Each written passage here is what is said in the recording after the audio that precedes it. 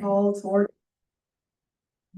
I'm going to call to order the Lakeside City Council meeting Thursday, July 9th, 2026 at 6 p.m. Let's stand for the Pledge of Allegiance. I have allegiance to the flag of the United States of America, and to the republic for which it stands, a nation under God, indivisible, with liberty and justice for all. All right, thank you. We'll move into roll call. Councilor Miller here. Councilor Harden. Councilor Magda here. Mayor Wood here. Councilor Armstrong here. Councilor Ward here. Councilor Pointer here. All right, all are present.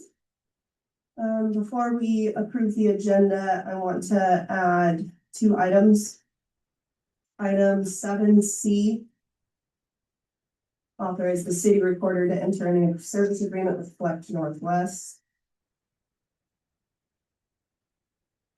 And item 11, we're going to come back into open session after the executive session and add item 11A, consideration of a real estate transaction.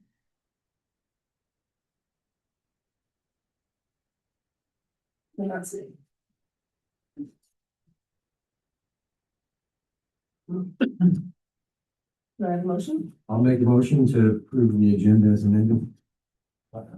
Motion's been made to approve the agenda as amended by Councilor Miller and seconded by Councilor Pointer. Starting further discussion. All right, we'll move into a vote. Councilor Miller, aye.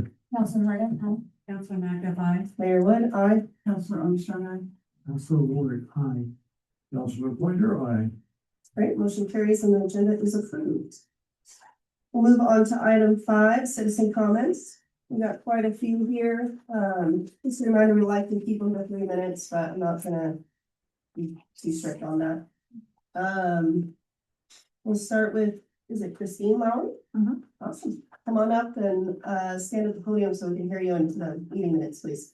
Can I give you something that goes along with everything I'm saying? Of course. Okay. You want to handle that? Yeah. Good evening. Good evening. My name is Christine Lally.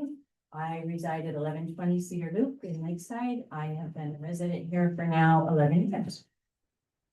I have a complaint regarding unpermitted commercial business operation, short-term rental. And the paperwork that's being passed out will show you everything that I'm going to say. So I'm giving it to the city of Lakeside. It's from the concerned homeowners at the Rachel Estates. And it's regarding 1060 Cedar Loop. Our zoning district is GR, General Residential.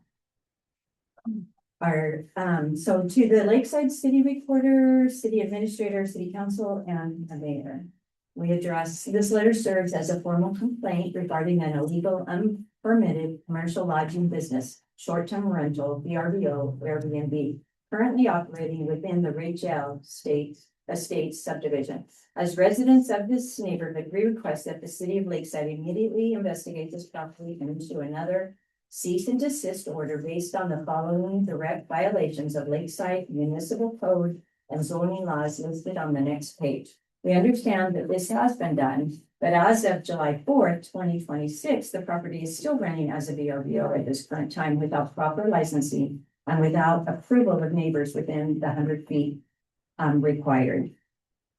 We understand that a cease and desist, like I said, was served. So I ask and plead again, why was the 1060 Cedar Loop given a verbal temporary approval permit to continue renting when short-term rentals are not to be given in the GR residential area?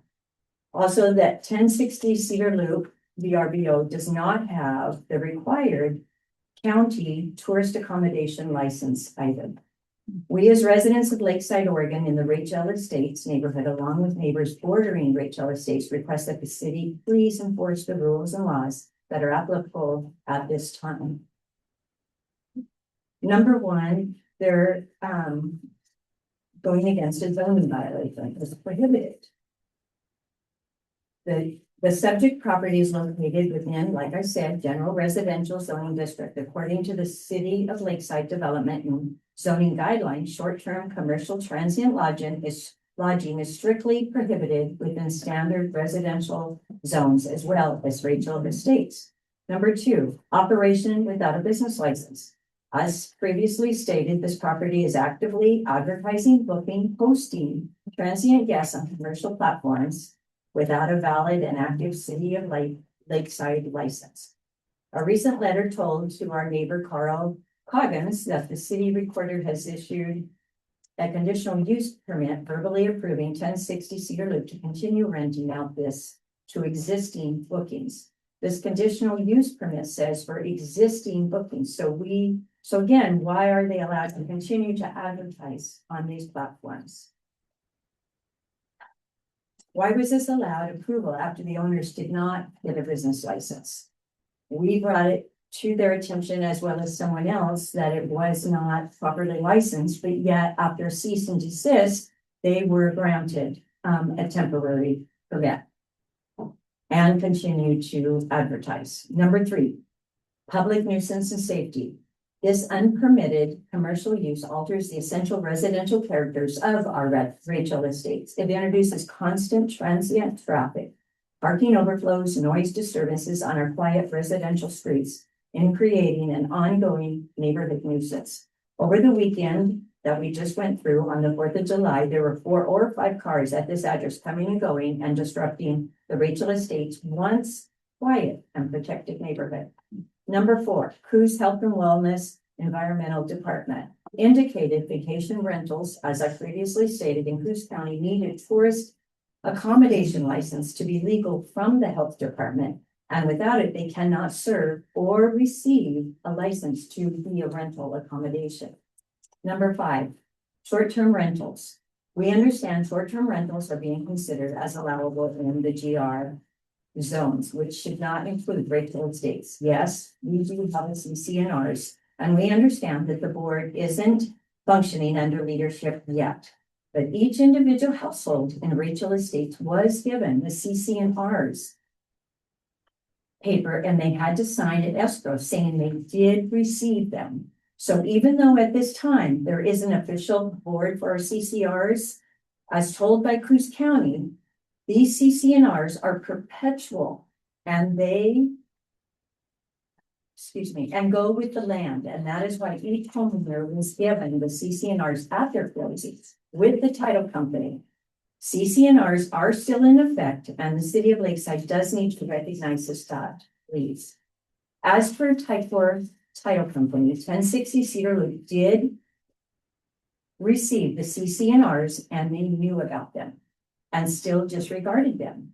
Even though Rachel Estates does not have a functioning board, they are still in effect. The homeowners of Rachel Estates are united. Many of us are here in this room tonight in protecting our neighborhood. We look to the City of Lakeside.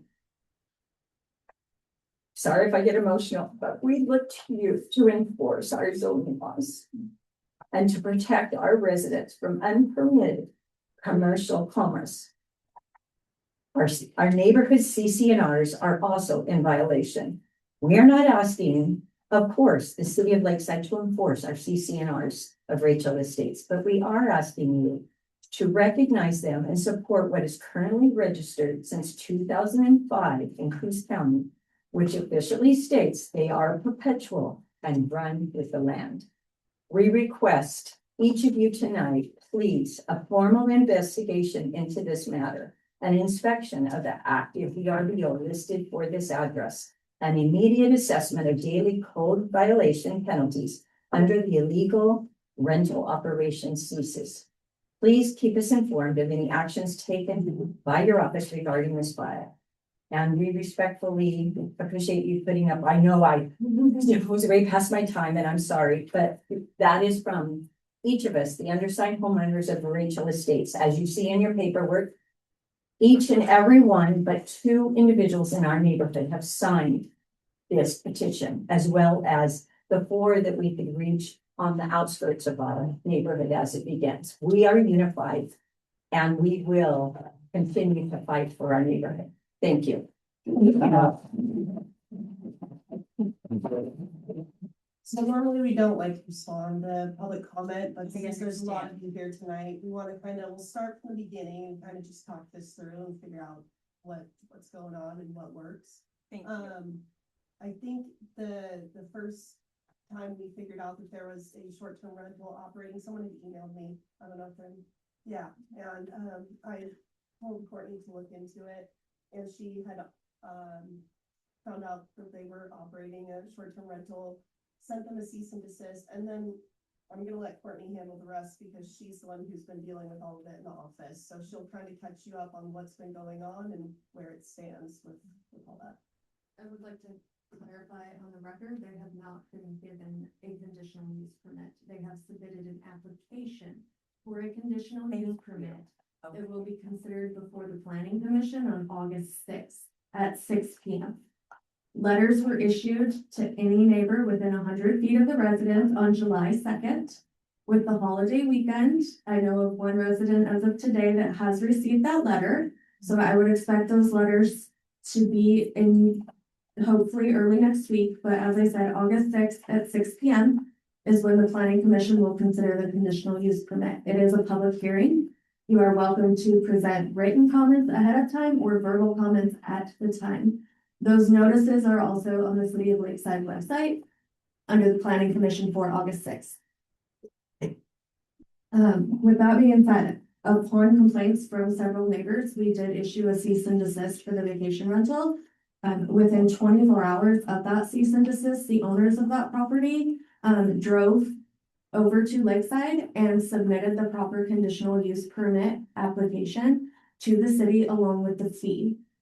They were verbally instructed not to continue accepting bookings. I did not tell them to take it down because I can't. I don't have the authority to tell them to remove an advertisement. With that being said, our hands are kind of tied. I understand. I know there has been some talk about whether or not vacation rentals are allowed in the general zone. Our code does not specifically state that they are, and it does not specifically state that they are not. No way. I've read it.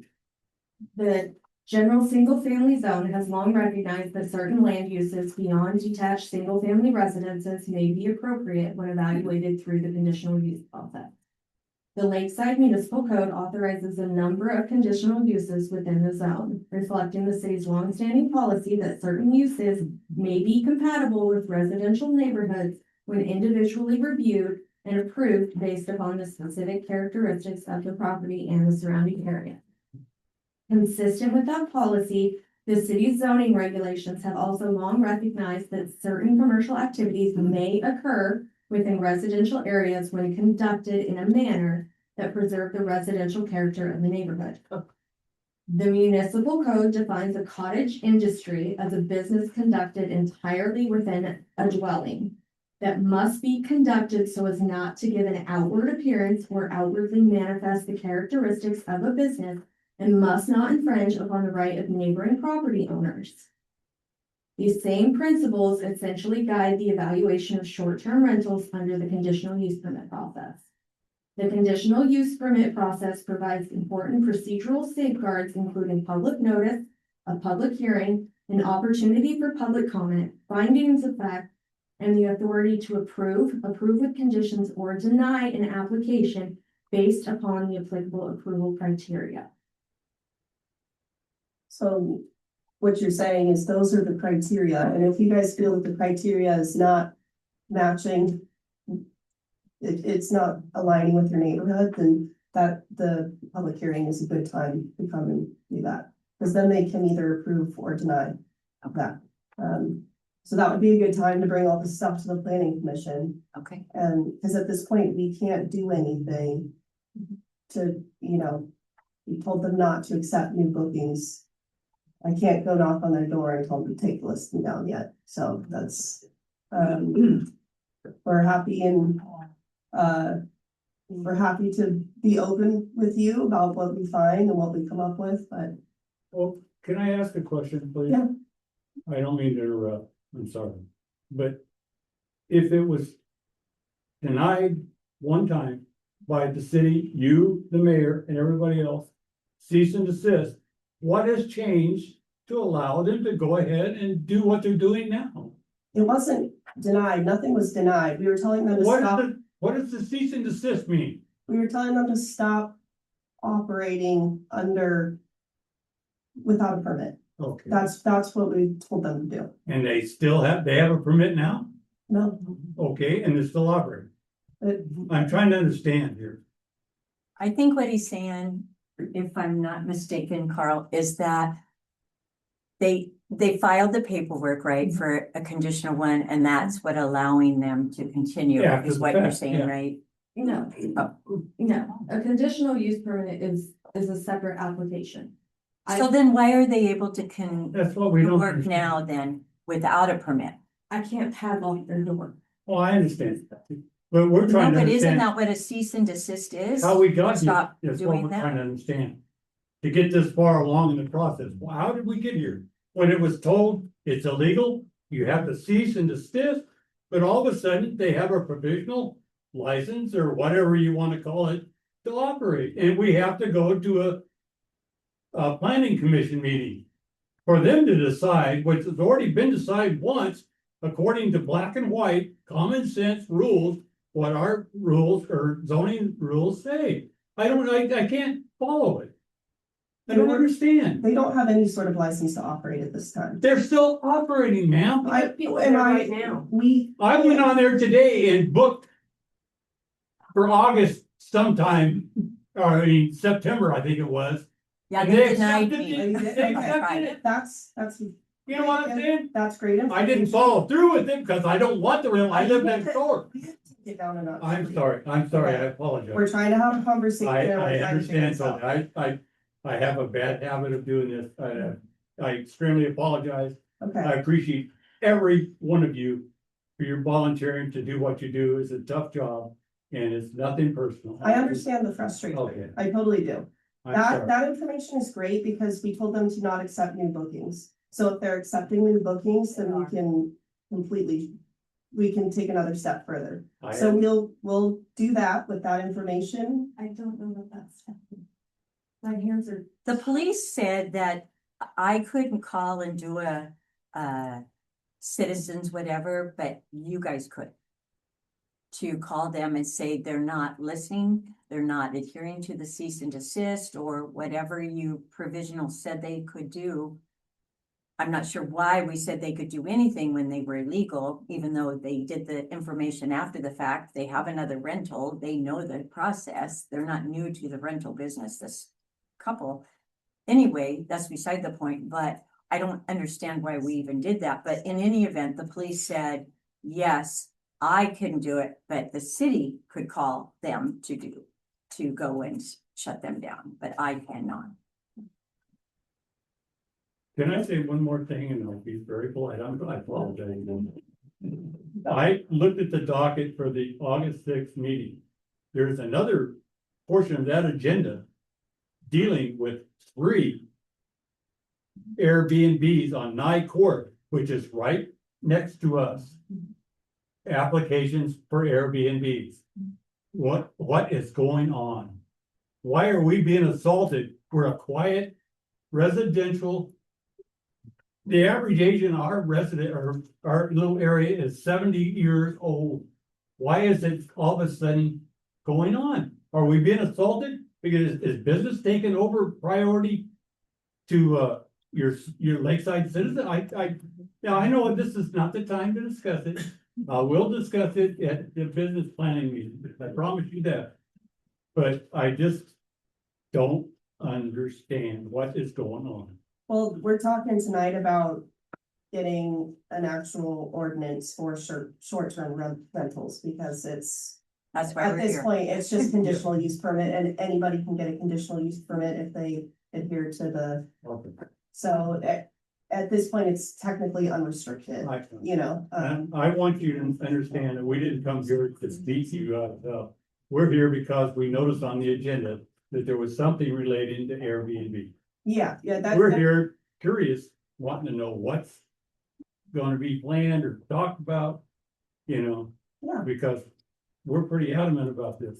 You're welcome to sit and listen to the conversation, and please come to the August meeting and voice your opinions and concerns, and in the meantime, we'll see what we can do to follow up with the cease and desist if they're not adhering, and we will do our best, I promise. But, at a certain point, our hands are kind of tied until they go through the conditional use permit process. So we will try our best, and I know Courtney is, she's works for the city, but she's on your guys' side too, so Right. if we can. So work there was on- no way, is what you're saying, I didn't mean to interrupt you, Nikki, but there was no way that you could have stopped them because they did the permit, is what you're saying to us, right? For conditional use. No. I'm sorry, you need to separate the conditional use. The conditional use permit is the appropriate process they For are now future. going through. They were an unpermitted vacation rental, but because we don't have anything outlined in our current code, our hands are sort of tied in terms of what we can do. Like, I don't have anything that says we can fine them unless we look at our nuisance codes, which we can do.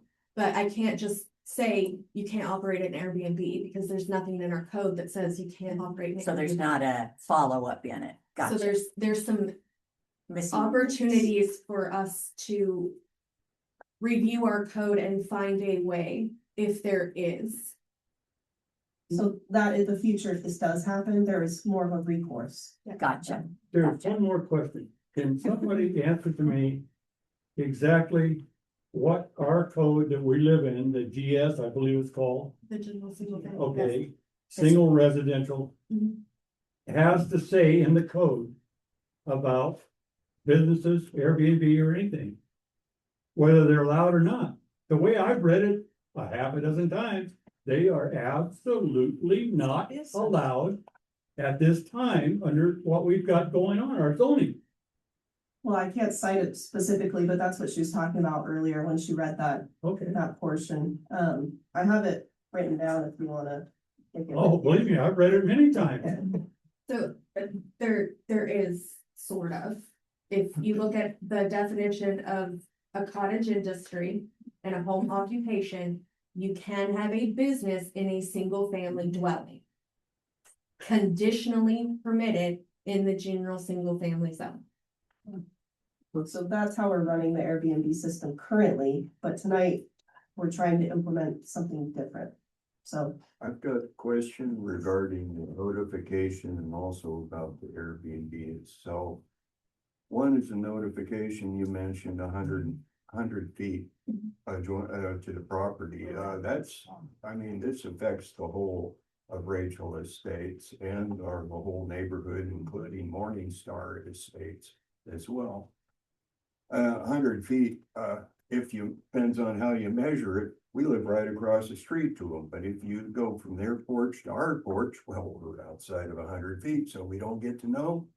well, So, we're just doing what law is required. Technically, I mean, it could affect the street over as well, but how are we supposed to know? We're just doing what law is required for notification but for the public hearing. and the other is just a general about Airbnbs in general.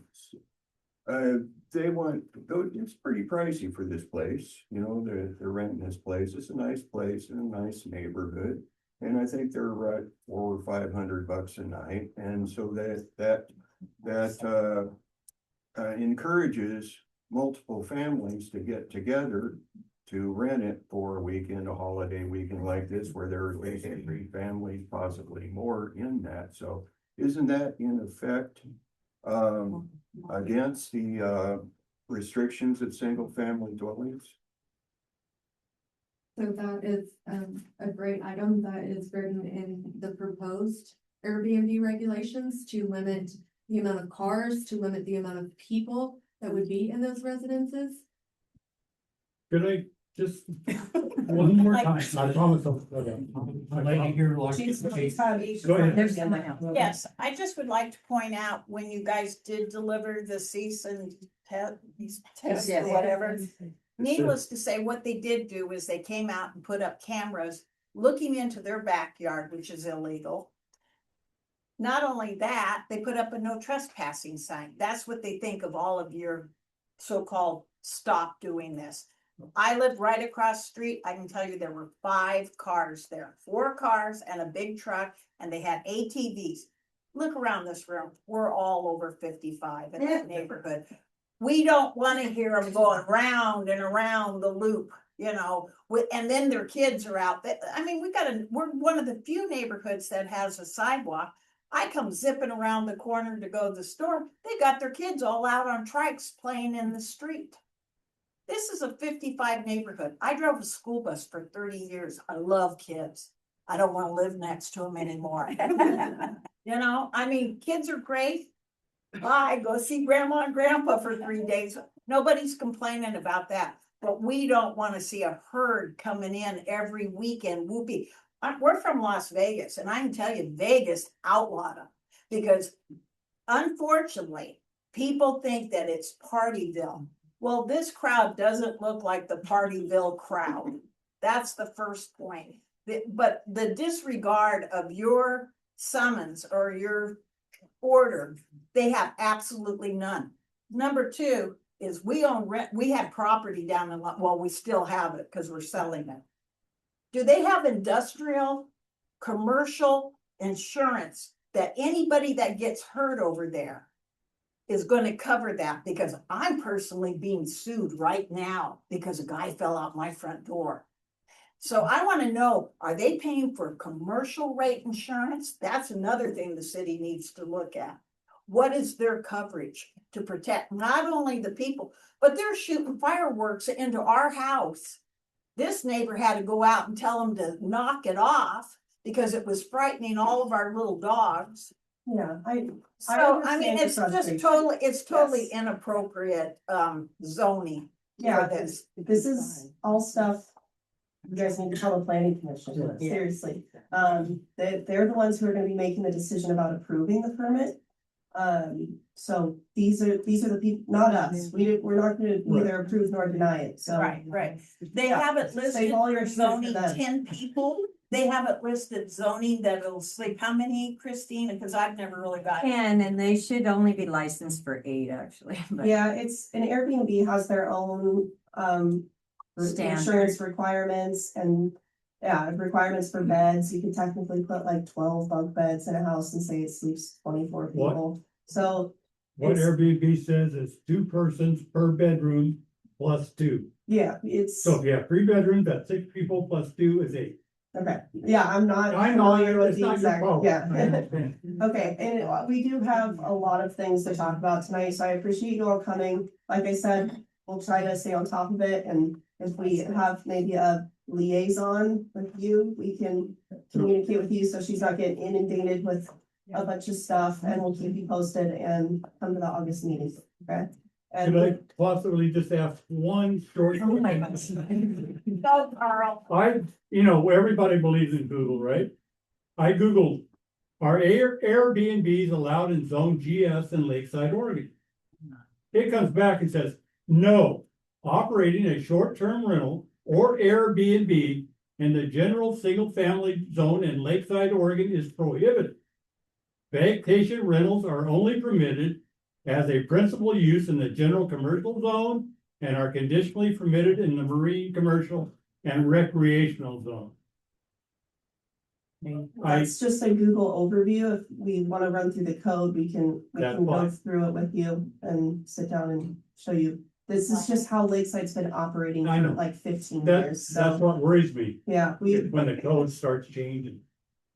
yeah. Thank you Yeah. for taking the time, because I appreciate it. know in a Yeah. normal meeting, we don't get this, and we just really wanted to express our, you know, our stress and frustration, and appreciate you listening tonight. Thank you. Yeah, most definitely. Thank you for coming, seriously.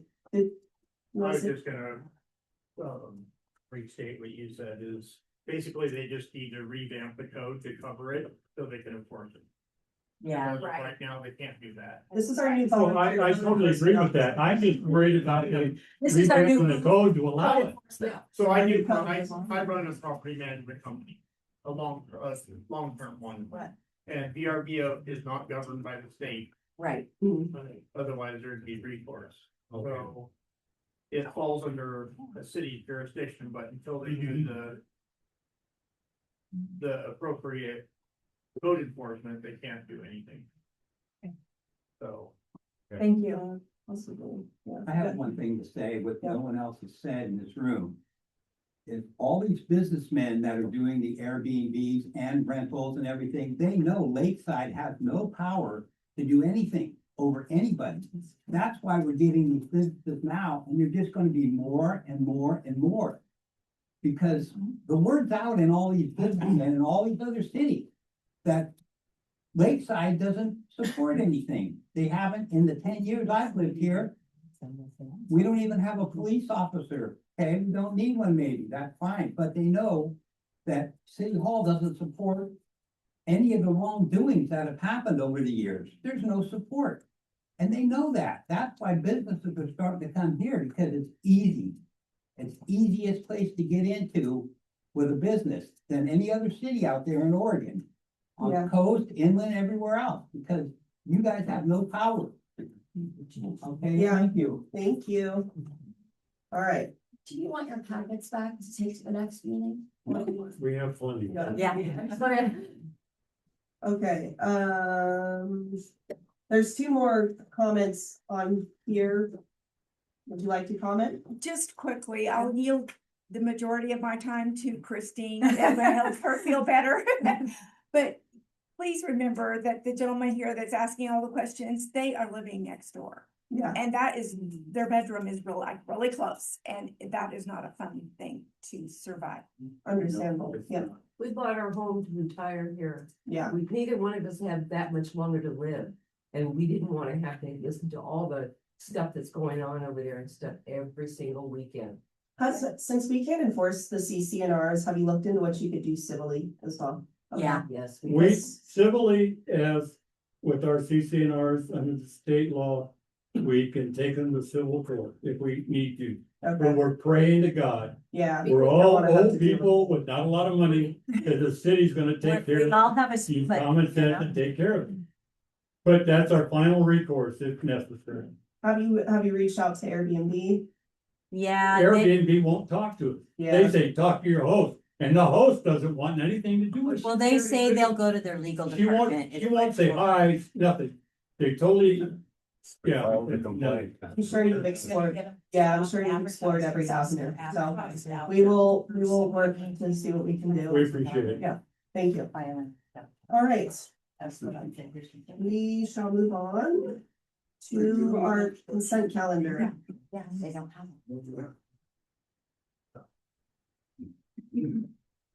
Motion? I will move the consent, I'll second. A motion's been made by Counselor Pointer to accept the consent calendar and seconded by Counselor Ward. Is there any discussion?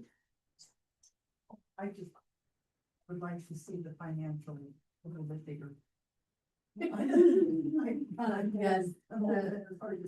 the payroll summary is printed a little uniquely this month, and unfortunately, I don't have access to those files. Our new bookkeeper will have our payroll up and running by the end of the month, so I could print you new reports. Yes, and then just to add to that, the budget to actuals are not on this month because hopefully next month you'll be reconciled fiscal year end budget to actuals to look at. So Awesome. Wow. I know, Great, okay, I said hopefully. That's so fun. all right. Good, any further discussion? All right, we'll move to a vote. Council Miller, aye. Counselor Harden, I. Counselor Armstrong, aye. Mayor Wood? Aye. Oh, Counselor Mack, that's aye. Done that twice. Mayor Wood, aye. Counselor Armstrong, aye. Council Ward, aye. Councilor Pointer, aye. All right, motion carries and the consent calendar. Pass. We move on to action items. Start with 7A, adopt resolution 26-19, establishing an advisory selection committee for certain city sources. City process. Want me to find the taller person?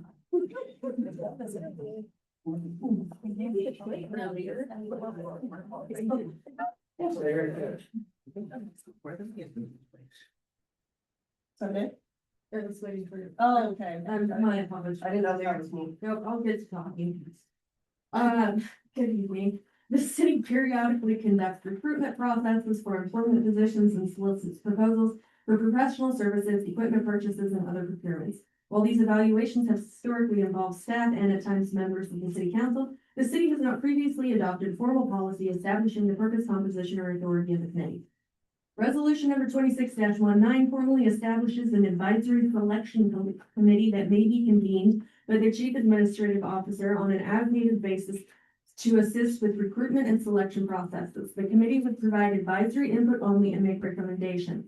Final hiring decisions, contract awards, and procurement decisions would remain with the authorized decision maker as provided by law and city policy.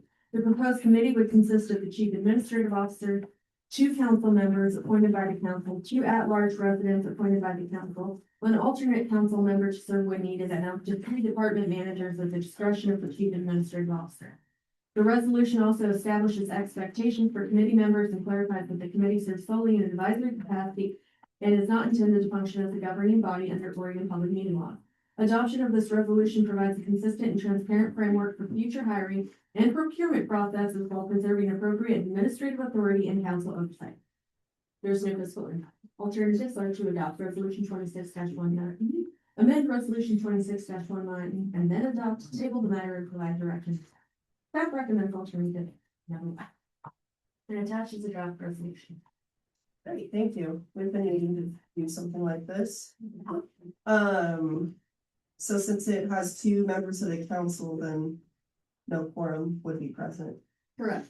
It's written so that it's 2 main members of the council would serve and then an alternate that would serve either if one of those counselors was not available or if my position were vacant or unavailable.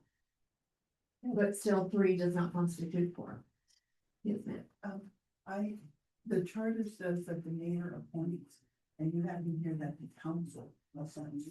So I think it should be changed to the mayor appoints. Okay. And then the resolution, I didn't see where it would say that even though there's only 2 meetings, they would all be noticed, right? All workshop, everything to do with this committee, because it is a form of committee would be noticed. But it says in here, the selection committee is not a standing committee of the city council. So wouldn't you, the notice requirements would be different? Yeah. Yeah, but then it says in here that highlight that where it says that we recommend, right? Yeah. And because we recommend, I'm just wanting to make sure we don't have any issues. So it just as a matter of practice, are we going to? But for interviewing candidates and helping make that confidential decision, then we would be inviting the public into. So Do not want to. Yeah. See, did anybody else read this somewhere where it said? yeah, Advisory. Advisor. But I thought I read in here, I'm trying to find it, but I didn't highlight it, that if we recommend and we recommend, there may be an issue if we advise, that's. shall provide recommendations only. Should we take that out then? Yeah. Where'd you find that? Shall be, because it says shall be advisory only, so that kind of covers the recommendation portion. So it's an on as needed basis, so if a committee's put together to hear one instance, then as soon as that's over, the committee is no longer, and if another case comes up, a new committee is chosen then. Not a standing committee, not a standing committee. Oh, it's a new committee each time?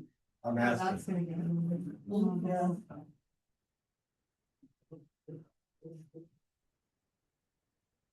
What if, Or which should there be? Maybe for 1 year or 6 months time, put a limit on it, or like the new committee on Council president, part of a year term, right? 1 year, 2 year, maybe make the same, make it easy. I mean, yeah, we could do a no longer than a year. Yeah, right, And then remove under four, that last line recommend. How often really are this committee gonna have to? Not that much, yeah. So, And then wherever it says that, appointed by the city council, change that to mayor, because it conflicts with our charter.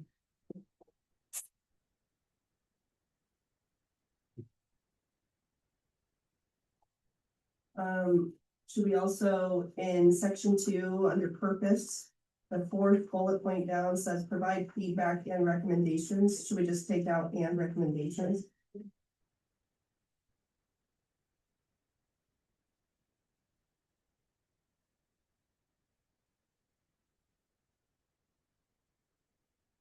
So, do we like it with the modifications? Do we want to see it again? Or make a motion? One more modification. Okay. The second paragraph of the resolution on page 30 of the packet. I think there's a word missing. Because whereas the city council finds value in allowing limited participation by city council members of the public. I think there's an and. I mean, you are of the month. Indeed. Since birth. I mean, it's not false. Council members of the public. When are you assembling this meeting? I don't know, whenever I need them. Should we give citizens a time to apply? Yeah, Yeah, okay. can we advertise in the different places on their own town? We have a lot of new faces in the room tonight. We have no shortage of volunteer roles we can fill up. I know that's why you retired, huh? Who's retired? This is a very limited committee too. Like, I can't tell you the next time I'm gonna need them, so you were thinking about it. Now's the time.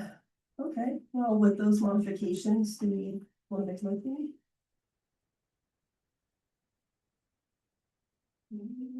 I move we adopt resolution 2619, establishing an advisory selection committee with the corrections. A second. A motion's been made by Councilor MacDuff to adopt resolution 26-19, establishing an advisory selection committee with the corrections made, and seconded by Councilor Harden. Is there any further discussion? I would just like to see it, a finished product in front of me before we vote on it personally. I know. Do we have a meeting in 2 weeks? No, Only one meetings?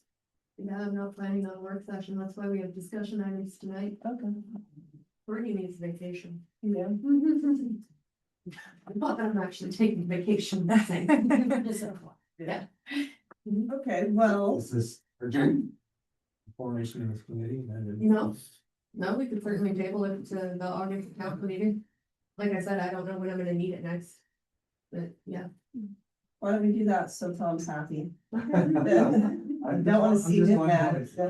Right, so Terry, I will need to modify. We'll just vote it down and then Okay. make a new one. Easier that way. I'm giving an option. Okay, great. All right. Move to a vote. Councilor Miller, nay. Councilor Harden, nay. Councilor MacDuff, nay. Mayor Wood, nay. Council Armstrong, name. Councilor Ward, no. Councilor Pointer, nay. All right, motion fails. We have a new motion taken. I'd like to make a motion to table resolution number 26-20. Thank you. 2018. Yeah. Second. A motion's been made to table resolution 26-19 to our August meeting, and seconded by Councilor Armstrong. Is there any discussion? All right, we shall vote. Councilor Miller, aye. Councilor Harden, aye. Councilor MacDuff, aye. Mayor Wood, aye. Councilor Armstrong, aye. Councilor Ward, aye. Councilor Pointer, aye. All right, motion is taken. Or, yeah. Resolution statement. All right, we'll move on to item 7D, adopt resolution 26-20, establishing a citizen concern policy. Good evening. The city regularly receives complaints and requests for action from members of the public regarding city services, operations, facilities, and municipal matters. While these concerns have historically been addressed administratively, the city does not maintain a formal policy establishing a consistent process for receiving, reviewing, and routing citizen concerns. Resolution number 26-20 establishes a standardized policy that encourages concerns to be submitted in writing and provides a clear administrative process for their review. Under the proposed policy, all concerns would be reviewed by the chief administrative officer and referred when appropriate to the responsible department, contractor, agency, or other party for review and handling. The policy also clarifies that the city retains discretion regarding the level of review or response appropriate to each concern submitted. The proposed policy further advises the public that concerns submitted to the city may constitute public records subject to disclosure under Oregon Public Record Law, and establishes that the city may decline to process submissions that are abusive, threatening, repetitive, frivolous, outside the city's authority, or submitted primarily for the purpose of harassment. Adoption of this policy will provide a consistent, transparent, and efficient process for handling citizen concerns while ensuring city resources are directed towards legitimate municipal issues. There's no fiscal impact. Alternatives are to adopt resolution 26-20, amend resolution 26-20, and then adopt or table the matter by directions for staff. Staff is recommending alternative number 1. Great. Let's do a motion first and then discussion. I'll make a motion to adopt resolution 2620 establishing the citizen concern. Second. Motion's been made by Councilor Miller to adopt resolution 26-20 establishing a citizen concern policy, and seconded by Councilman Pointer. Is there any discussion? I think it should be changed to complaint. Use your microphone, please. Oh, sorry. I think it should be changed to complaint instead of concern, because if you Google a concern is a feeling, complaint is there's something wrong.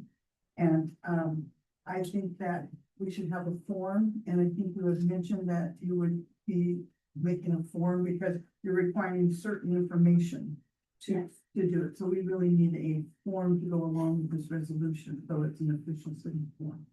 I do have a form drafted. It's very simple. Do you want me to describe it to you? Name, address.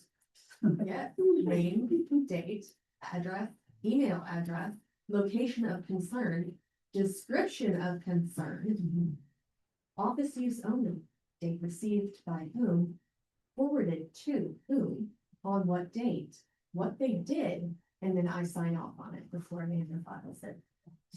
Or I lose my witness. That would cover everything, but, I really do, and I had mentioned to you that Yes, this should be complaint form, yes. because I can have concern that I don't like the color of the building, but that's not a complaint. The complaint would be against Code violation. well, it's not a zoning or code. It's, I took this to be more of a against employees or something like that, right?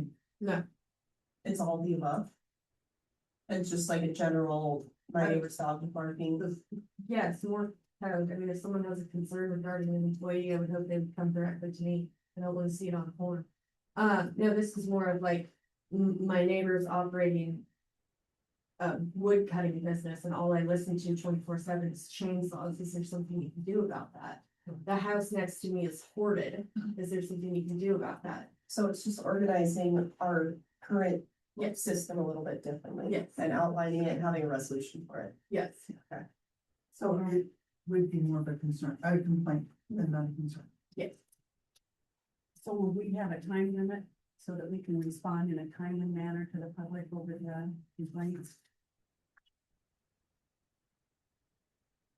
It says responses to citizens' complaints will be provided at the discretion of the staff, but in our code, isn't there a timeline where our current complaint process has a, like the time we have to respond by?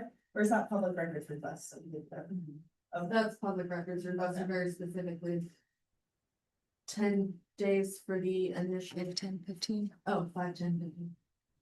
Well, then the public can be confident it's gonna be addressed. Because we'll be responding one way or the other, whether action can be taken or not, and what was done. So I left it that way because a lot of times citizens want them to be anonymous. So so I can't respond to an anonymous concern. Oh. Right, like I can't respond if you don't provide me with information, and also. I sincerely, Councilor Mecca, do not have time to respond to every single citizen complaint that walks through the store. You would be surprised. I mean, I get written complaints that, Dennis filled potholes on Fourth Street, but he didn't fill them on Fifth Street. When are we gonna do that? I saw that online. I'm sorry, but I don't have to respond to every single, I mean, it, more substantial ones, something like this, yes. Oh, legit more. Yes. But I mean, and it's also hard to put a timeline on things, like if you think like, if we have to go through the abatement process of a property, well, that's a whole legal process. I mean, if we say 60 days, sure, but there's certain things that may not happen in that time. So it's hard to put a timeline on it. Let's see. If that makes sense. Would you be telling the people when they drop it off, because you're not gonna do anything unless they fill the form out. You stay right on it, should include the name and address and stuff. So you would tell them to check back with you? If they want information, some people don't necessarily want me to call them back, they just want the issue dealt with. Some people do come back in and say, hey, what's going on, what's the process? Where are we at? And then this new form you're creating would replace the old one that you have. Correct. All right, so anywhere it says concern, we're just changing it to complaint. That's kind of our only modification, you know. We come up with. Okay. Is there any further discussion? All right, seeing as there is none, we'll move to a vote. We're voting on the amended. Yes. Yes. We're just changing one word. I don't know if we really need to specify as amended in the resolution, but we can amend the resolution. We're not gonna make the resolution. Okay. Want to amend it, change it to as amended? I have to withdraw my initial motion. No. Make a motion to adopt resolution number 2620 as amended. Establishing a citizen complaint. Second, All right, or it's already been seconded now. okay. So Alan, you have to second it again.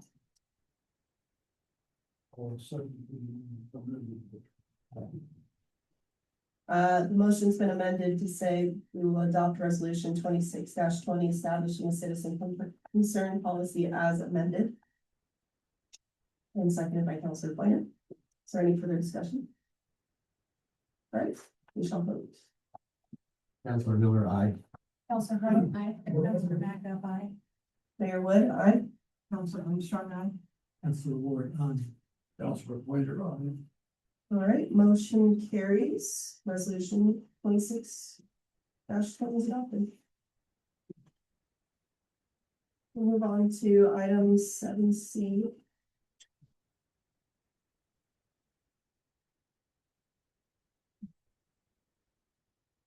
Okay. I don't have a council action plan. I think as I recently told council a while ago, some concerns were raised regarding their current collection agency, and we sort of terminated most of our services with them. A situation arose where I need to send someone to collections, for the better part of $2,000 because we cannot put a lien against the property. So with that, I contacted Collect Northwest, which is also known as Southern Oregon Credit Services. Many cities across the state of Oregon utilize their services for collections. And they come highly recommended. They're rated by the Better Business Bureau and a few other accreditations that our current collections agency doesn't have. And I made a phone call to them, and I was impressed. They do charge 30%, but they automatically apply that to the amount due. So we receive 100% of what we are asking. Yes. Their collection fee is 30%, but the city would receive 100% of what we send to them. On top of that, they also have a partnership or an agreement with the Department of Revenue, so they are able to get a hold of people's tax returns before their tax returns go back to them. So the city would be able to recoup money faster than we currently do. I think I mentioned to council that with our card collection agency, we received, well, before I terminated services with them, the city had received 1 check in 3 years. We've now received several.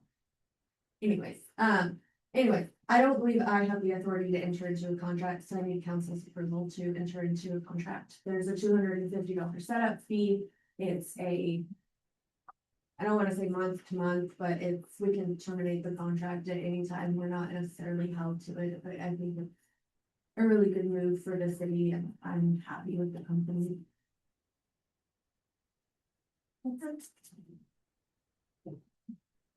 So want to make a motion?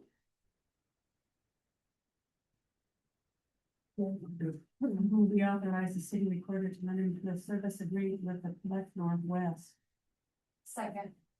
Motion's been made by Councilor MacDuff to authorize the city recorder to enter into a service agreement with Collect Northwest, and seconded by Councilor Harden. Is there any discussion?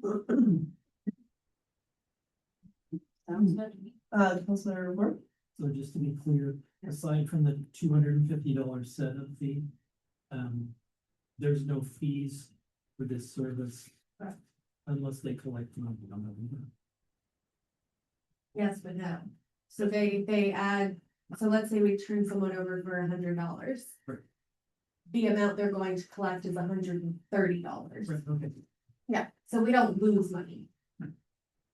If I understand it correctly, that they always take their fees first, right? Like if they were to collect $50, they would get their $30 first, and then we would get after that, because they recoup their costs and fees first. No, she said it was based on the percentage. So like if they get $50, they remit some to us, and they keep a percentage of it based on how much they receive. Full amount. Yeah. That's good. The other current one we have would always take theirs first, and that's what we never got any. Yeah.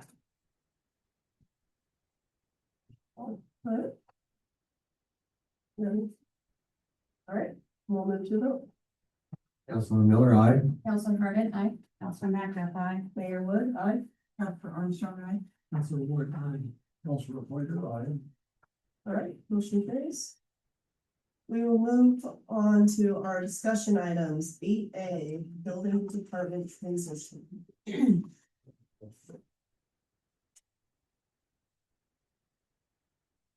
gonna turn it over to council for this next item. Okay. Do you want me to read the staff report? Just background knowledge? Sure. Okay, I'll read it. okay. Staff has been evaluating the long-term administration of the city's building inspection program and whether it remains practical for the city to continue administering the Oregon State Building Code. The attached draft ordinance has been prepared for discussion purposes only and is intended to facilitate council direction regarding the potential transfer of building inspection services to Coos County.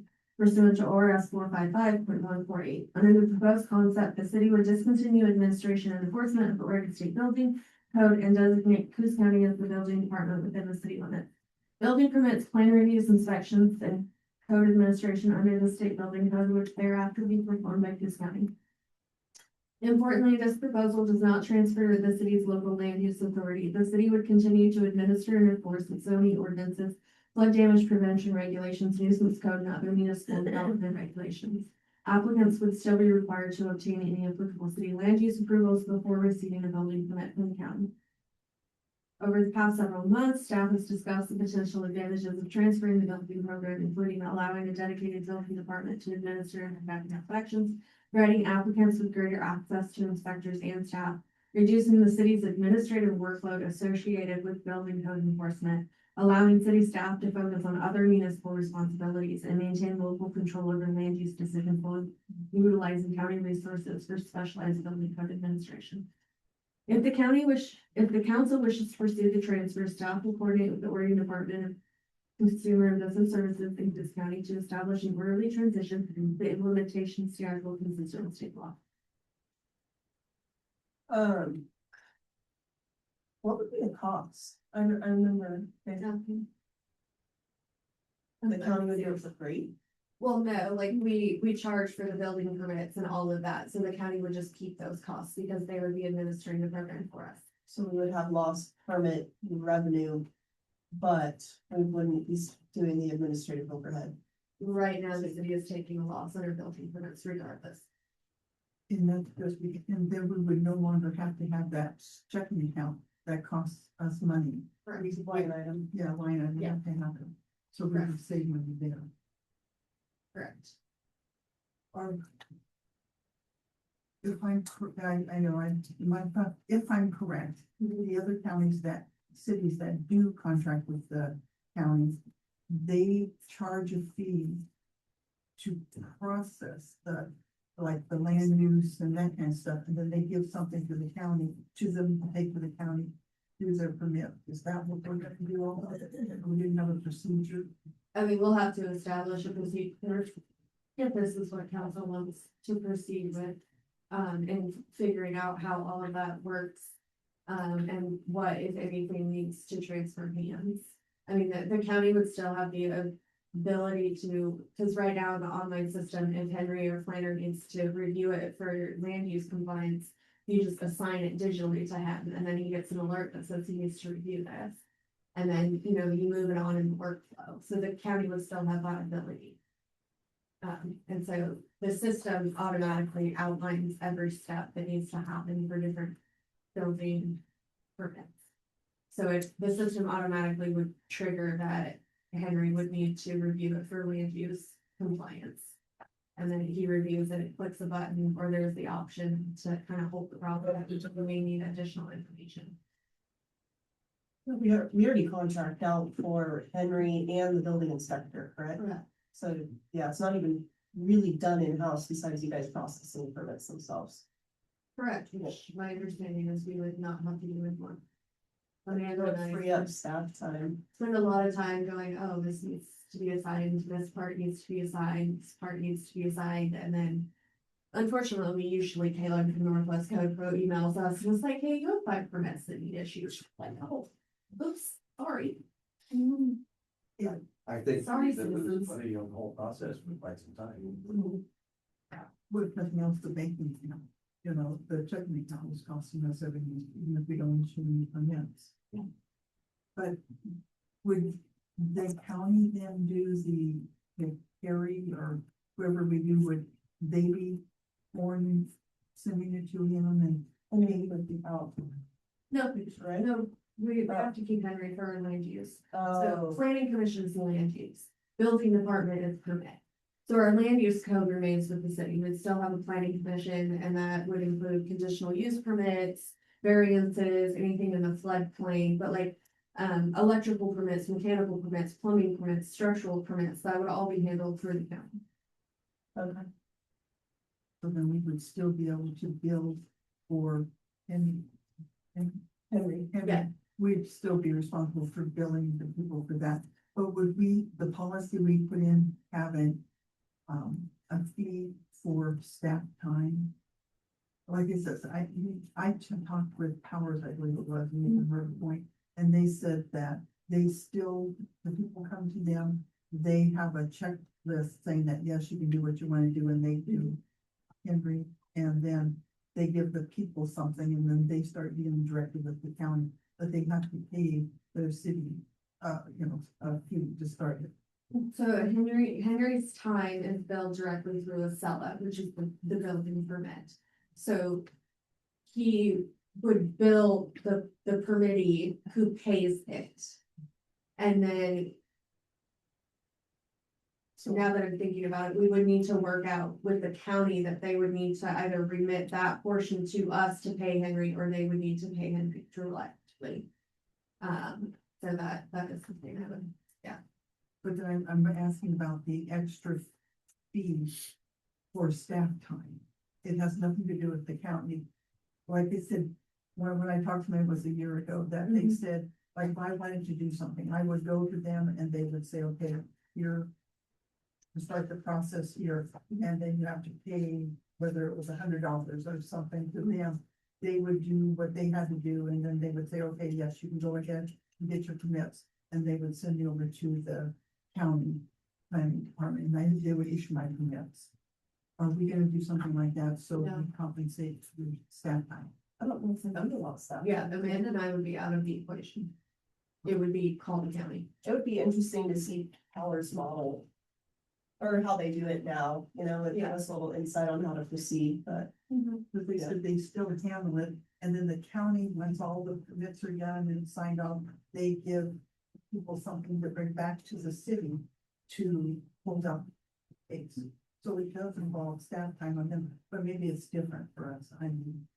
I'm just wondering if the Acela was in place when you talked to them, because right now that's all electronic. Oh, that's the new. Yeah, that's the new e-permit system. And then, Well, it's when we were doing e-permitting, yeah, and it was costing us money, and I was trying to say, this isn't right, you know, that it's costing us money, and so the thing says that we can't do e-permitting, it's it costs money, so they contract. But okay. So, you're asking us tonight if we like this and we want to move forward to see maybe it on the next agenda. To Well, adopt. it's a land use Oh. amendment, so it would have to go to DLCD. And then during that time, I would have to work with the county to dot all the i's and cross all the t's and make sure we're all on the same page moving forward. Okay. And figure out the whole transition. So yeah. So is council in agreement that this is how we want to proceed, and staff should follow? I have some comments on this here. Okay. I'm looking at section 3 of the ordinance draft. And it's titled amendment chapter 155. Yeah. But there is no amendment proposed.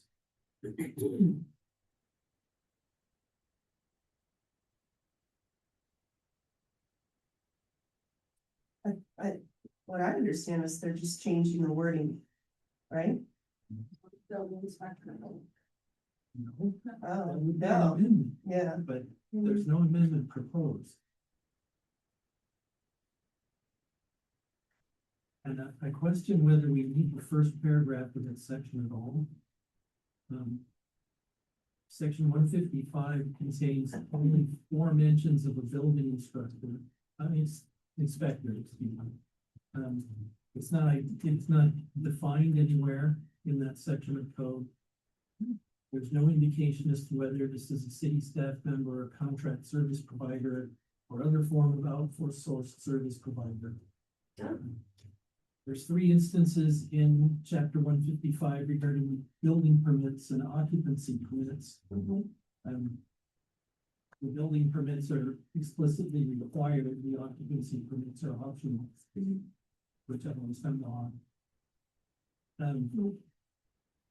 The 4th instance is a section regarding soundproofing requirements for animal use in the general commercial zone.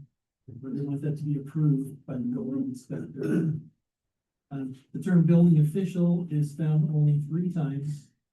And that's in the section entitled prohibited signs, subsection unsafe signs.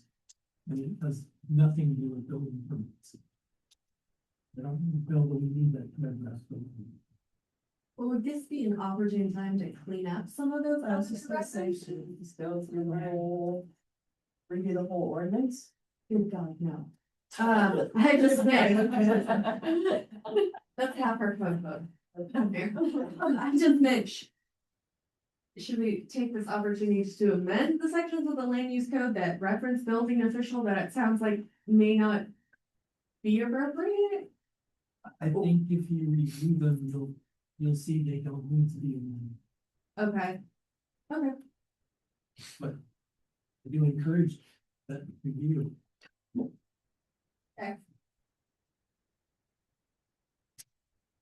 You like the second paragraph, not section though? Oh. No, I haven't looked at that. okay. I would just say that it's already accomplished. There's nothing in 155 that somebody can interpret to say, yeah, you can build without a permit. Okay, you never know. It's good to restate it. Yeah. Anything else? Okay. Well. We have directed staff to move forward with that. We'll move on to. Hot topic of the night, item 8B, vacation short-term rentals permitted in certain zones. Good evening. Over the past several months, the city council has discussed whether the Lakeside Municipal Code should more clearly address the establishment and regulation of short-term rentals. While short-term rentals have become an increasingly common lodging option through Oregon's coastal communities, the city's current zoning ordinance does not expressly identify SDRs as either permitted or prohibited land use, creating uncertainty for property owners and staff when processing inquiries in land use applications. Staff have prepared a draft ordinance for council discussion that would define short-term rentals as the land use within chapter 155 and establish where they may operate within the city zoning district. Consistent with previous council discussions, the draft ordinance would permit STRs in residential, commercial. That's not accurate. It would permit it would outright permit STRs in residential, commercial, and recreational residential zones. It would be prohibited in mixed-use zoning district, light and industrial use. Just scratch that. What paragraph are you in? Sorry. Second of the council, the staff report, request for action. Page 41. Okay, yeah, sorry. Yeah, so just scratch that whole sentence here. Sorry. During development of the ordinance, staff also evaluated whether SDR should require conditional use permit. After reviewing the city's existing zoning regulations and considering planning commission authority, the current draft proposes that SDRs be permitted outright in certain zoning districts while limiting their operations. The ordinance specifically prohibits STRs within duplexes, triplexes, fourplexes, condominiums containing multiple dwelling units and other multifamily housing to consider the city's existing long-term housing inventory. The proposed ordinance addresses only the land use component of short-term rentals. Operational requirements, including business licenses, life safety inspections, occupancy standards, and transient lodging tax compliance and enforcement procedures would be addressed separately through the city's business regulations and licensing requirements. This item is presented to obtain council feedback on the proposed policy direction before the ordinance is formally scheduled. Okay. Thank you. Oh, you're welcome. But I want to clarify, it's my council action for me, some adjustments. Oh,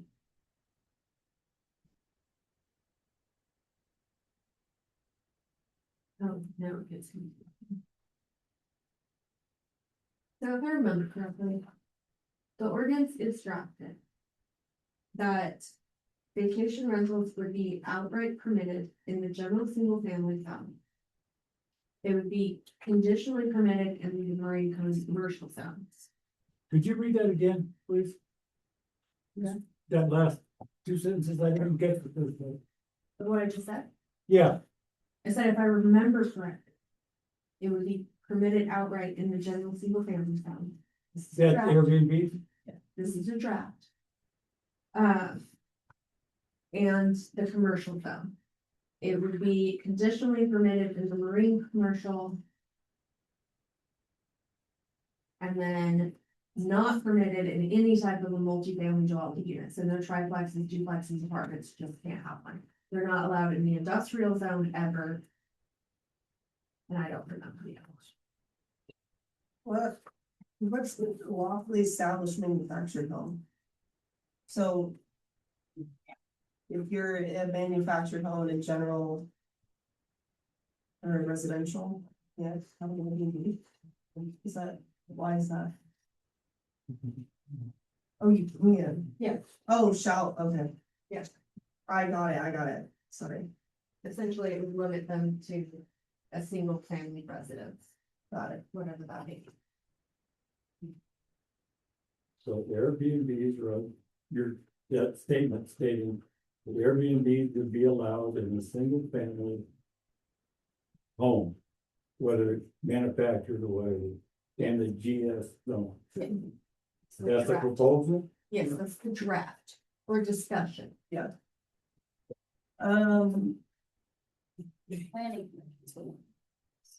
Yes, so the planning commission, I brought an ordinance to the council and there was questions raised that essentially it still didn't answer the question of which zones were we gonna permit them in and which zones were we not. And so that is essentially the second ordinance or the next ordinance, which is the licensing requirements, which puts, you know, the occupancy limits and all of that we'll get to. This is what zones do we want them outright permitted in, if at all. It could be the will of the council and the planning commission that they always have to have a conditional use permit, because of this is discussion.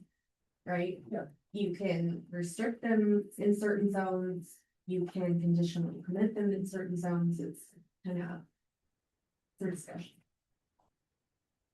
Personally, I like conditionally permitted in all zones. I don't, What happens is not permitted in a certain zone? this is for, I hate to I cut you know. off, but this is for council discussion at this time, so.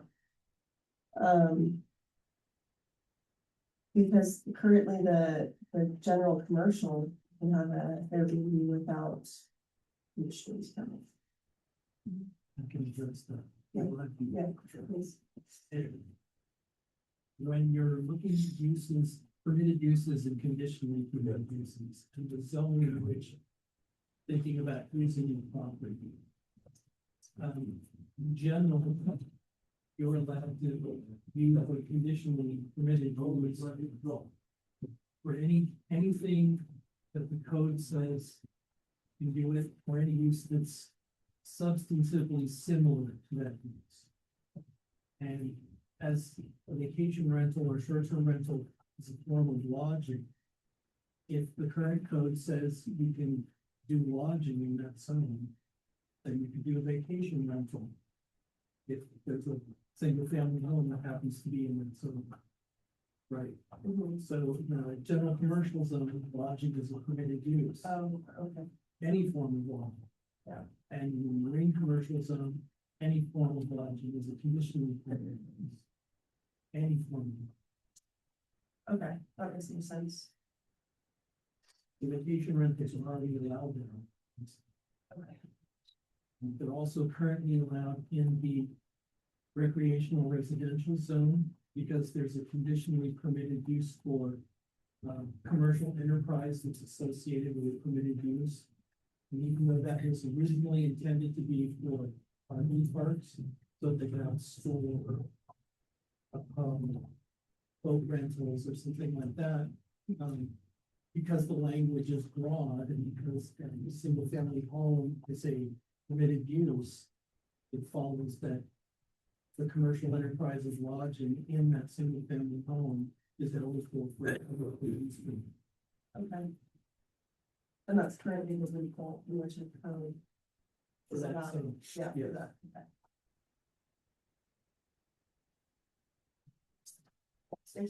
Based on what you said. Then could we require them to give us, we can't require them to get a conditional use permit. In the commercial, And just the commercial, but, and in other ones, we can't, so they can. I want you to think of a different option. Okay, a conditional use permit is supposed to be for a property use that requires additional consideration. Potentially conditions imposed on the use, right?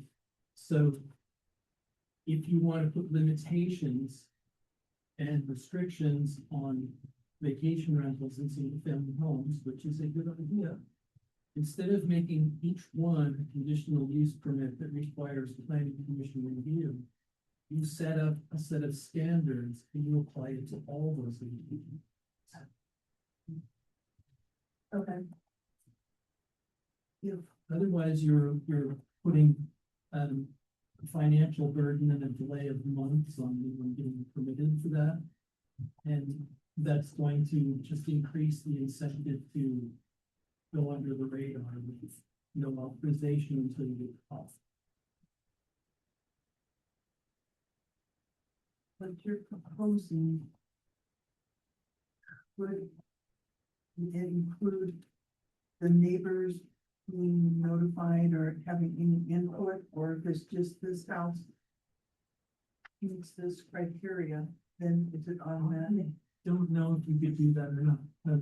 Permitted use is automatic, person's allowed to do it.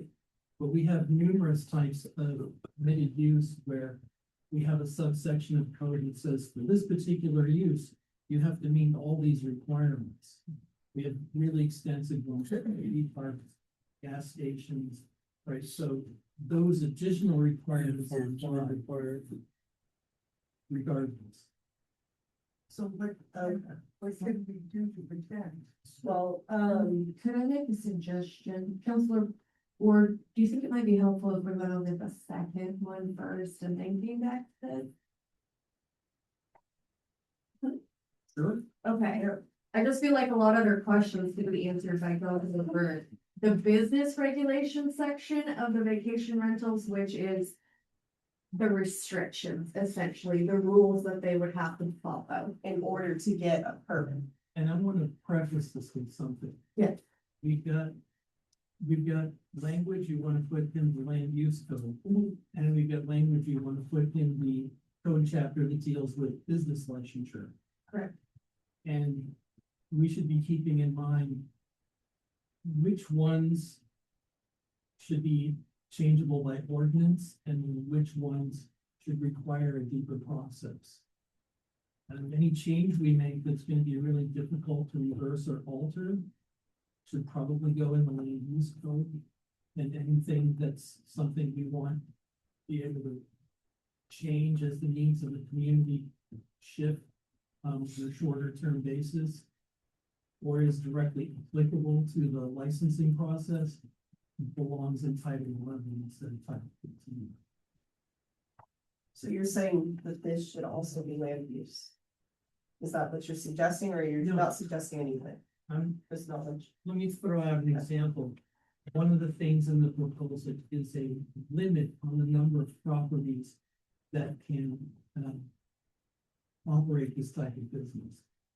So do you put that in the licensing section, or do you put that in the land use section? Right.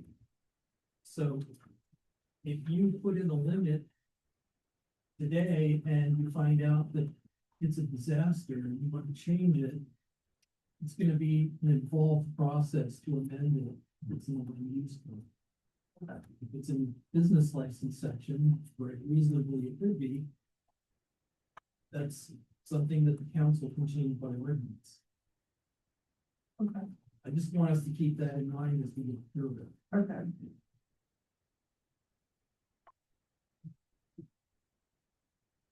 You want to read your,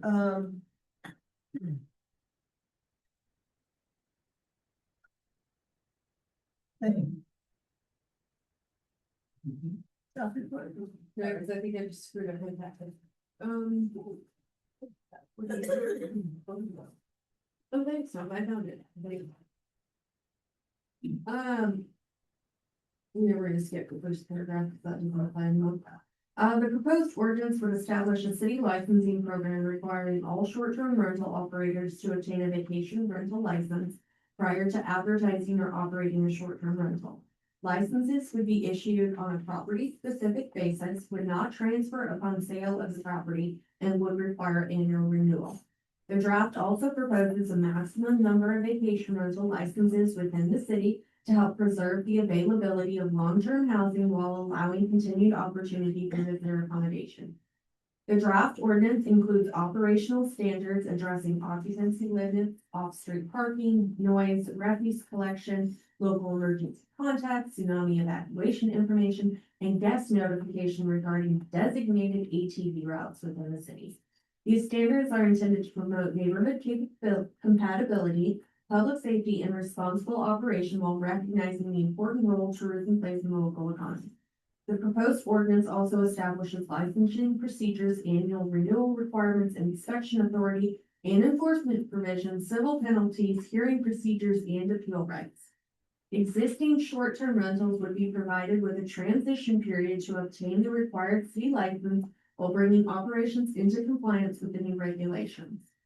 During development of this draft, staff considered several policy options discussed by the council, including annual licensing, local contact requirements, business registration, utility account compliance, sanitation service, occupancy limits, enforcement mechanisms, and methods to encourage compliance with the city's transient lodging tax. The ordinance before the council is intended to serve as a starting point for policy discussion, and staff are seeking direction regarding the appropriate balance between encouraging tourism and protecting neighborhood livability.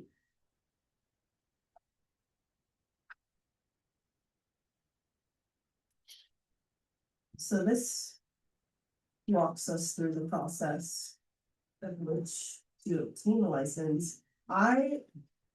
In section. Sorry. Yeah, the limitations on licenses. The total number of vacation licenses shall not exceed 10% of the total number of residential dwelling units within the city. Do we know how many residential dwelling units within the city? Yes, roughly. It's okay, I don't need to put you on the spot with that knowledge. No, it was discussed during planning. In 2023, there were 941. Okay, So these numbers are based off of roughly 1,000. how many current vacation rentals do we have that are licensed? Less than a dozen, Okay, if that. okay. I just didn't know if that number was getting close to the 100 when we, okay. I think we have somewhere between 25 and 30. So, 10% is excessive. yeah. Bandon does a saturation study where you have to have the building department, you say, you know, I want this address, and then make sure there's not 5 on that street. Because if we just do 10% the whole town, they can all be Right. on Night Court. Right. Or, I think we should try to find a way to limit that. Geographically, within like a 1 mile or 2 block radius or something. It's like it's only 2 square miles. Let's cut it down to, I don't know, I'm just throwing out numbers. So that's another way to limit them is, I believe marijuana facilities can't be within 1,000 feet of each other, something like that. So that's another way instead of an overall cap. I believe Bandon does both, actually. Yeah, Bandon also has a lot of money. And also for reference, North Bend has a cap that's 3%. So again, this is a starting point. Yeah. Yeah, so there's kind of 2 ways to do it, or you can do them both together, which is the radius limitation or the overall number, or both. I think both. Yeah. So what would you think in terms of limitations? Like 1,000 feet, 500, 5 housing units from each other, 1 in a subdivision? I feel like 5 housing units would be generous. It's just a number off the top of my head. What do you think about the parking? So, well, that's next. Their minimum standard lot size is 60 feet. Okay. So 5 lots is 300. So it can be within 300 feet of each other. Yeah. Do you want to increase that? Is that but are you really gonna go out there with like a tape measure? No, I do what Rob does. I'm like, Oh. each lot is the same width, Okay. right? So 1, 2, 3, oh wait, they have a double lot, blah, blah. We have a fair number of substandard 50-foot lots. Right. Yeah. Like it's really easy to go on the county's Yeah. ArcGIS map and measure it. Yeah. Yeah, I mean, there's relatively simple ways. Should we give a little more than 300 in case we have a double lot? Cause I mean, Well, it's the, I see what you're saying. cause like my lot's bigger and I know my neighbor next to me, they have a bigger lot. So then that would only be like 2 houses. 2 lots, but it's the distance. That's, yeah, that's How true. far are you from the terminal? Yeah. And how many cars, because if you have them too close and you park. Well, that's next. Yeah. That's in here too. I mean, before you decide how close they can be, you have to decide how many cars, because if they park 3 cars in front of their house, then they're coming into the neighbor. I believe this should be based on, if the cars don't fit in the driveway, they don't belong. Yeah, I don't think there should be any street parking. Yeah, of any there's sort. no off-street parking. Not like we have big right of ways Yeah, anywhere anyways. Yeah, thing about the pickup with the gold. yeah. But it says, Alfred on-street parking shall be provided for the guests. Right. Oh, what is that? It was just way too big. Yeah. I was gonna suggest 1 off-street parking space for 2 people. Yeah, because I guess you can still have them park on your, and it has to be within your lot boundaries. Yeah. I mean, I'd rather prefer that language. Like, I mean, if your lot fits 2 cars in front of it, then they can have 2 cars on the street. Yeah. Like, yeah, Could if you, it was your own home. yeah. Well, there's a proposal in here to limit occupancy to 2 people per bedroom plus 2 people. Right. Right, so we're talking about a 2-bedroom house, then we're talking about a maximum occupancy 6. They would need 3 parking spaces. Yeah. They don't have 3 off-street parking spaces, they can't operate one. Are you saying 3 off-street parking spaces within the dimensions of their lot? Well, it has to be on the lot, unless they're renting space That's what they for have. somebody else. They have 2 spots. Oh, right, off the street, sorry. I was thinking off on the street for some reason. So we'll change that to 3 off-street parking spots within lot boundaries. No. No? 1 off-street space. Oh, For every 2 2 people of occupancy. okay. Where is that provision? We're getting this. Sorry. Yeah. Okay, so We we'll go back to the cap slash distance, so do you like 300 feet? or is that too? We'll wrap that up first.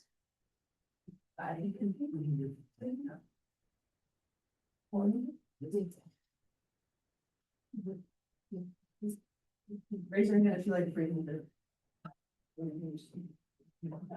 I guess it's. No longer 60 feet, you're saying. So 60 feet is our minimum lot width. So you go 60 and then. So there's 5 houses down, it's done.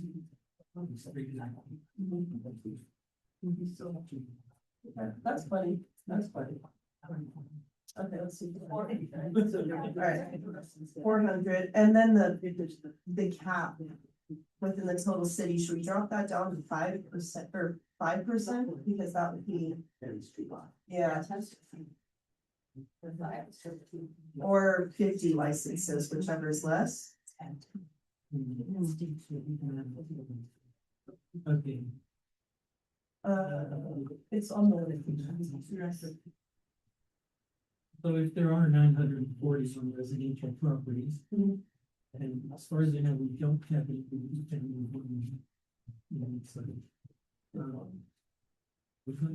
Yeah.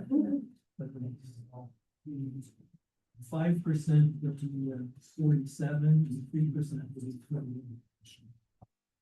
I like 47. I think it's maybe a bit much to start with. You think so? So it's gonna be harder to dial back than it was thinking. I agree. When you look at studies of community impacts of vacation rentals on the communities they're in, you start to see measurable negative impacts of 5%. Okay. So 3%? I would really advocate for starting at 3. So how many, you said we have 28 now? No, 28 would be half. if you No, go what we have right now. Yeah, what we have right now, I thought you said we had, but then you said 24 to 28, you think, and yeah. Operating potentially, we don't know. So then that would be not allowing any new ones. How many of those are on the lake? It's just Those something don't that they count have as city. Yeah, Yeah. it's not the city. They go to the county. Did I understand right? You said you think potentially there may be 24s to 28. We don't know. I don't believe there's more than 25. There's definitely close to that number, for sure. Talking about unlicensed. Yeah, there's, Yeah, the ones that aren't licensed, how many are operating right now? But you also have to remember putting these requirements into place. Is like the older gentleman said, the people that are just here for the money, they're gonna leave because they don't wanna follow these rules. So we're gonna reduce that number by putting restrictions in place and being able to enforce them. Yeah.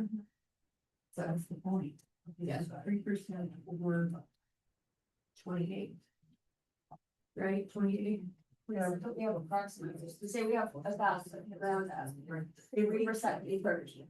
if we get near that number, we can discuss the implications. Well, we don't have that many that we almost announced. Right.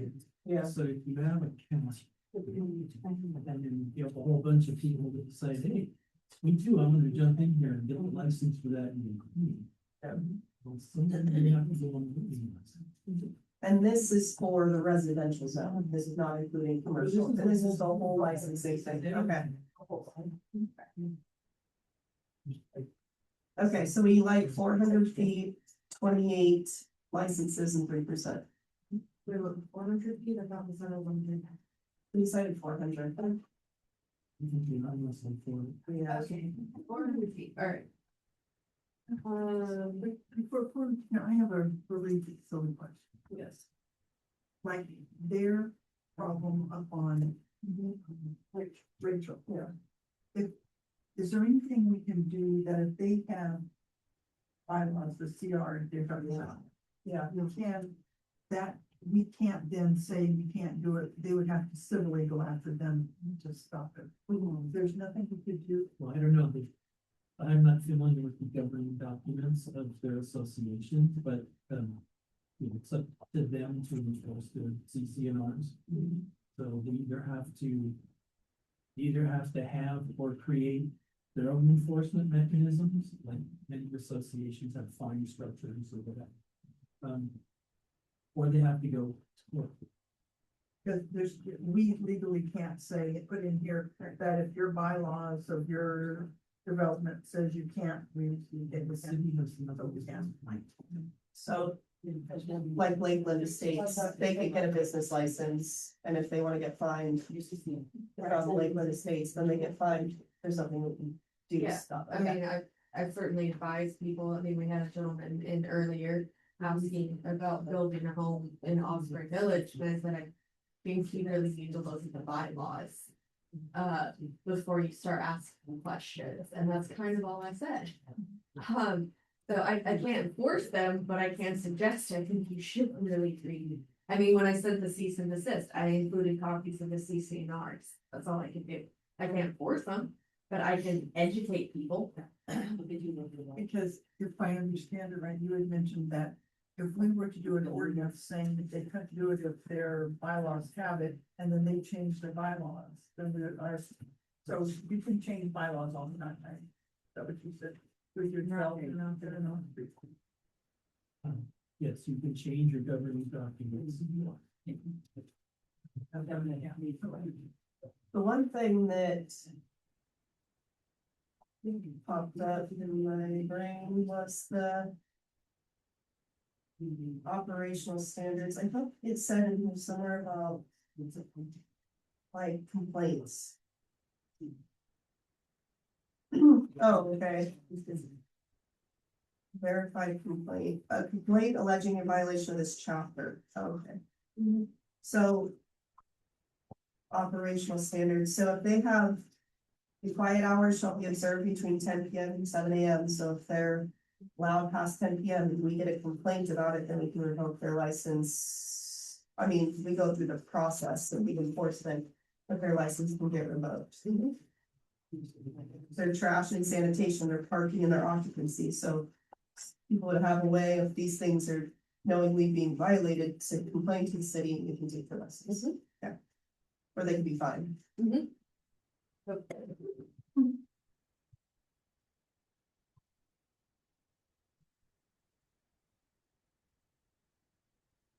On the operational standards, number 8. Yeah. When we were talking about a car and off. Site parking, so if they had 10 occupants, then they would have to have 5 parking spots, right? Yeah, so item B needs to be updated, but how did you word it? One off-street parking spot for every 2 occupants? Okay. But within the designated. Yeah, well, that's what off-street means. Off-street meetings. Yeah, driveways. That's Yeah. off-street. Yeah. One. Right in front of my house, we've got our driveway, 2 cars right there. And then in front, we've got probably 2 spots. That can be parked in. But that wouldn't count because it's off-street, so it has to be contained within the lots. Right, this is Yeah. it's our lot, Oh, it's okay. just in front of our house. So if somebody had, like I said, we go back to the maximum of 10, and they had a 4-bedroom house. And you go in and look and you say they don't have enough room for 5 cars, could we deny their business, their application? I think when you give someone a permit to operate one of them, to specify their occupancy. So it has nothing to do with the house, the bedrooms in the house, because their Well, occupation. it does, if they have 4 bedrooms, and they have 5 off-street parking spaces, then their permit occupancy can be 10. Yeah. But the same house with only 2 parking spaces, it's 6. Okay, so we would then actually say that the next 6. Okay. That'd be my suggestion. The 2 run together, but even if it's a 6-bedroom house, you can have more than 10 occupants. Okay. I like the fees. You found that page. I don't. Don't, all right.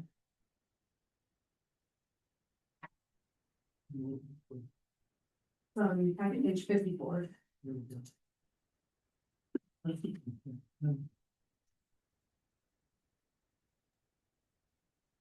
I think fees need to be something that cover the administrative costs for the process. And I think anything more than that is just an incentive for people to operate without a license. The current fee is what, $250 for a conditional use permit? No, it's $750. Oh, is it? Okay. And we're not talking about conditional use permits. Yeah, We're there's a talking about business license permit. business license, right? And so this is a carve out of one business, and we're talking this one particular type of business, and your license is gonna be way more expensive than the other businesses in town. You need to justify. I agree. Good point, Rob. But if you're sending them out to check, staff has to drive out, check the property and stuff like that. That is that. Well, I'm saying the fee should cover the administrative costs of dealing with certifying the people for these use. I think a good starting would be like 250. For a vacation rental, because we are gonna have to go out and verify parking spots. Potentially, I could ask them to verify the amount of bedrooms. To see the ATV ordinance clearly posted, to make sure they have, so I would say 250 is an appropriate figure to, I think, start with. So what are you talking about for an initial licensure? I'm talking in general, so I would rewrite D to say a non-refundable application fee of $250 shall be required. That's it. And get rid of the part about 50% of it going to the city's code enforcement. Then the renewal fee. There's a renewal fee. I mean, it's an annual license, so, Annual license, but you only have to check a lot one time, right, so. so I would say, Unless there's a complaint. Yeah, so a renewal fee should be like any other business license. yeah, so. When we do it, I would set it at $100 because that's what a regular business license would recommend. So on the last page under fees, an annual vacation rental license fee of $100. So that's A really renewal, with our yeah, other, yeah, an annual vacation renewal license. Or we do them all at $100. And we do a caveat that it's and actual cost. Right, so that they pay $100 upfront, and then if it takes Amanda and I or whoever a substantial amount of time, we kind of revert to something like our records request policy where we bill at quarter-hour increments. Right, I mean, that's another way to do it. And just do the same, $100, business license or vacation rental license, and then actual costs. do you want to calculate all that every time, or do we just have it, because that could be pretty vague. This one's budgeting for applying for it. Cause it could be. Well, that depends on how difficult they will make it. If they're a difficult person and I have to spend more time on it, yes. Do you like that model better than the flat fee? What do you prefer?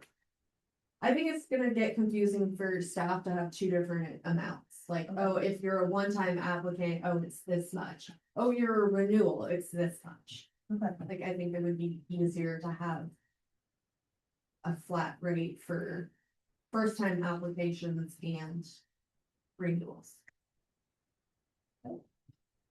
Okay, so you're right, but I mean, what you're saying is there's $100 first time and then $100 renewal. It's $100 for a vacation rental license, which runs like a business license, it's for an annual period of time. But if they come in, you're gonna have to anyhow figure out, are you a first time under $100 plus your business license? Or is it just you come in with $100? Right, if you're operating a vacation rental, you have a vacation rental license, not a business, Right. But to issue that first one, how much are you gonna charge them? $100. Plus additional staff time. If necessary, If yes, necessary. and actual costs if incurred, Not 250 one time. correct. No, what? No, two. No, No, two- It changed from 1,000 to 250. now we're down to 100. Okay. Yeah, see, that, Well, sorry, this was originally written for the planning commission, and then the planning commission would have heard. Like, it would have basically, it was written to read like a conditional use permit, the planning commission would approve them. We're getting rid of that, this is becoming administrative regulations. So I don't have the planning commission involvement, I don't have notices, I don't have any of that. So it is a significant But- jump, but We should go back then, because if we are gonna require conditional use permits in the residential zone, then we would want that in there, well, correct? that would be a different process. So this is, think of this as the operating requirements for a vacation rental. And if it was conditionally permitted use in one zone, Then I would have to go through that. that's a separate process. Right. That's a. Like right now, technically, we require basically a conditional use permit and a business license. Okay, We're kind of eliminating the business license and implementing a vacation rental license. okay. So potentially, however, the council and the people, yeah, they would have to do the conditional use permit and get the vacation rental license. Got it. but on the first time, you're gonna have to check and then go out and check the property. So that would be the flag when there, Potentially, yes. so then we should have the $250 fee in there, because it's not like I'm gonna walk in and say, here's, I wanna do this. I'm gonna say I wanna renew, and you'll know it's 100. There's 25 or 30 houses you're gonna do, but the very first one, I'm gonna come in and you're gonna say, I need 250 to do your paperwork and go out and inspect your property and give you your license. So we're charging them $150 for staff time. Right, but I'm thinking that may not be necessary. That seems excessive. I just feel like it's having a flat number is just easier. Yes. Cause I mean, potentially someone could walk in with a giant stack of papers, right? Here's our Secretary of State registration, here's our business registration, here's all of this. Here's a picture of the ATV route clearly posted, you know, within 3 feet of entering our home. This is, you know, the outline of our lot and, you know, you can fit 3 cars across the front of our lot. And, you know, here's a copy of our, I'm not saying everyone's gonna be like this, but here's a copy of our Airbnb ad that says you can't have more than 6 people in the house. So you don't want to charge them $250. Exactly.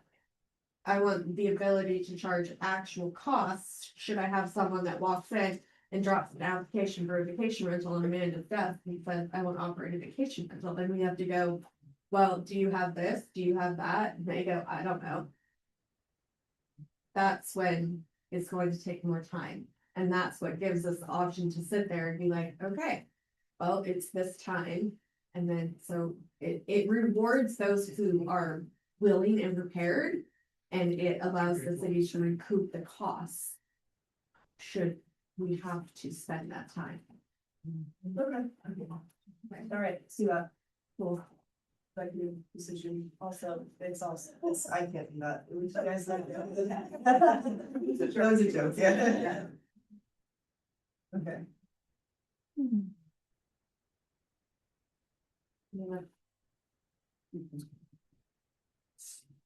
It's kind of a big ticket item. Wait. Section 112.050, license review and issuance. Non-owner occupied vacation rentals shall require conditional use permit approval pursuant to chapter 155. Yeah, give her those two, A and B. Yes. Planning commission. They can't do that either. Okay. Yeah, and then I mean, item D under that is an important one, if your utility accounts for the property are in arrears, it's not automatic denial. It's not, it's all, Utilities are just, I was flagging that in my mind too, since we're talking about utility accounts, but we're not finding the scope of that. sewer utility account. Sewer, if Yeah. it's just sewer, great. But otherwise, now you're going over to the water district, you're going to central Lincoln. Yeah, picking up it was- Sibley and. It's just a sewer. Yeah, Yeah. it was, yeah, city utility accounts, yes. Right. We'll go to the maximum occupancy, trash and sanitation, so, I'd actually like to change this a little bit, like to do a whole ordinance for any rental house, but, to require them to have trash service with less of sanitation, basically. Yeah.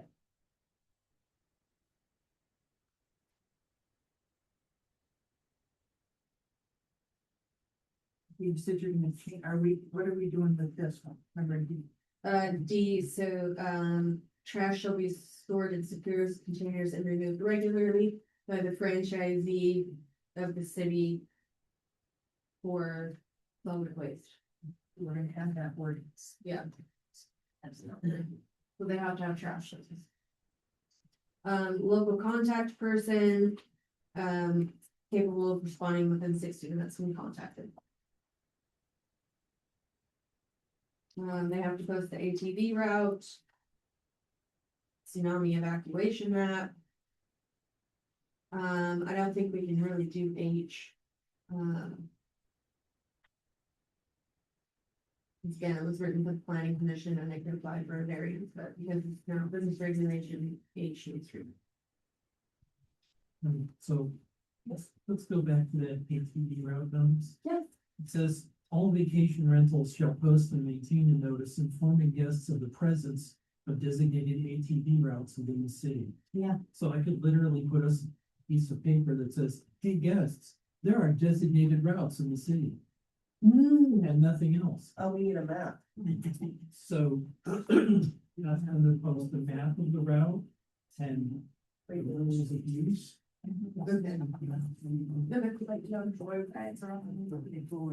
Yeah, disrupting it. Yeah. And then for the tsunami evacuation map, Yeah. um, shouldn't that just be limited to people who are located in the tsunami hazard zone?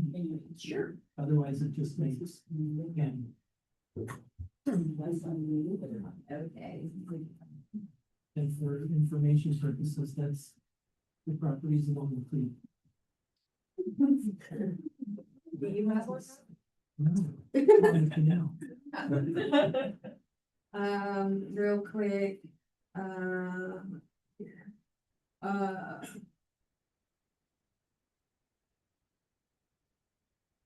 yeah, I mean, we've got the civil processes and whatnot. Quick question, under inspections and terms, can we put that they need to go through necessary county inspections as well? Like what?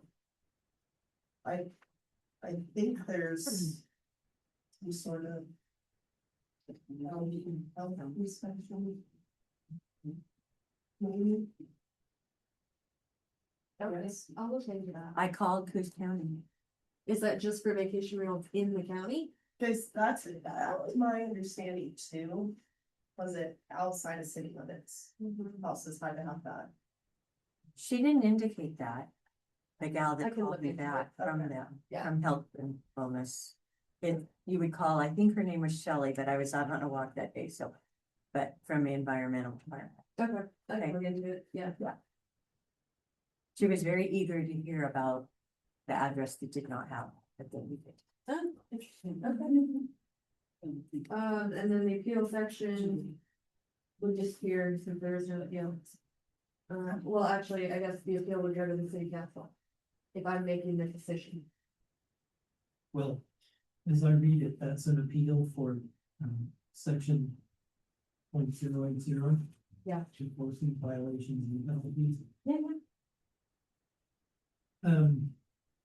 I have problems with this entire section. Yeah. For the whole process. The whole enforcement violation and penalty, Yeah. because we're creating an entirely new structure when we already have one. Okay. So Reference this. we just need to reference the, enforcement violation and penalties that are in, municipal code section 93. Cool. And that's, that's where it goes to a hearing officer and schedule of fines and. Perfect. Gonna have to reinvent the wheel now. Gotcha. Dash one D about, the renewal of the license. Yeah. It says it's good from 1 year of issuance and must be renewed annually. Well, doesn't all, you're gonna have to flag then each one separately, or you're gonna have it come up the first of the year, like all the business licenses. It's not a business license, it's a rental, Yeah. but then you're flagging them differently. No, it'll run on a cycle. I guess Amanda and I will have to decide if we want to be the same as the business license or if we want them to run with the fiscal year to kind of offset.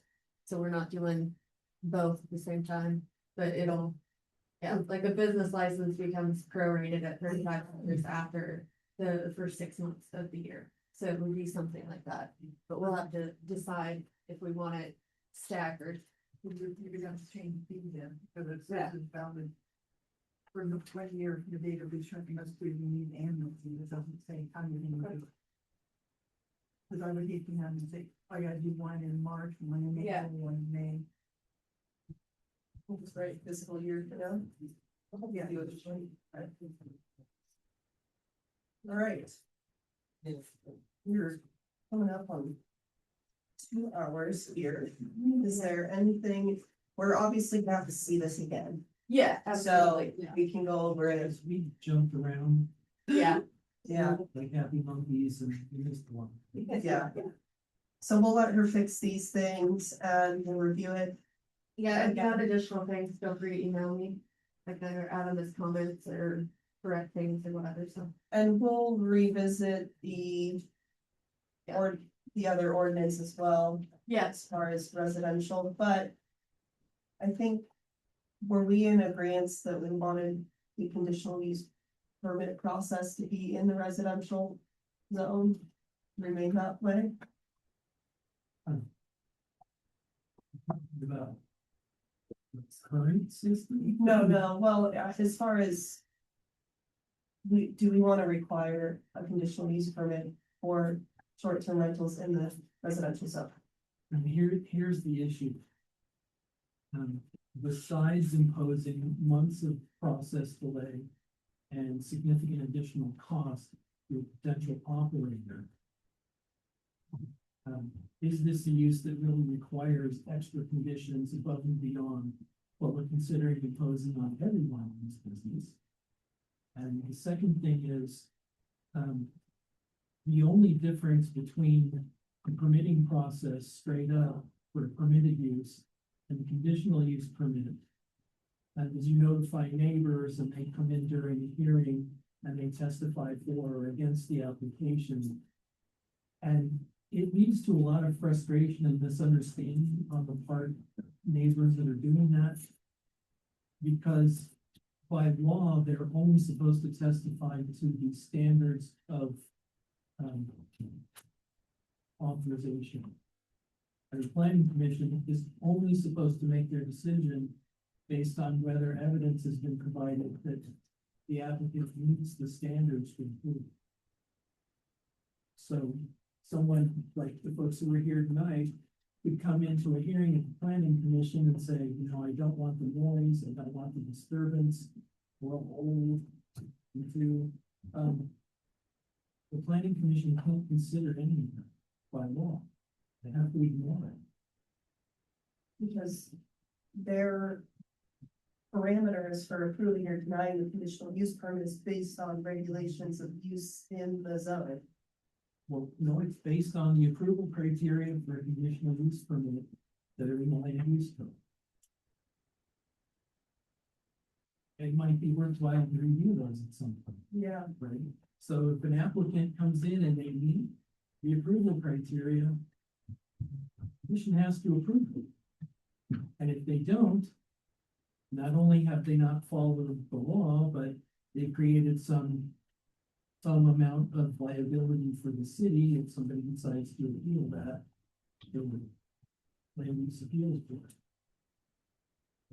Alright, so, like I said, this is kind of confusing thing, but if we require it and they go strictly on the rules, like you said, and but then if they have a lot of complaints or they aren't following our ordinance, could they then file something with the planning commission or the city to revoke it?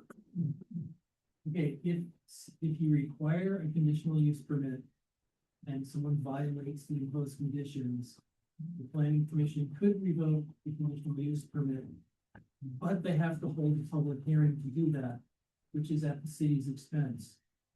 But that would be, to me, that would be a way of protecting. It's much easier just to revoke their license to operate for short-term rental.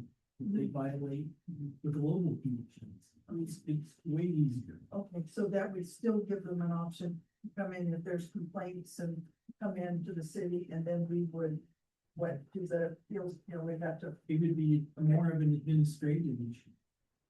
But it'd be a complaint just based on the parameters in our land use code, which.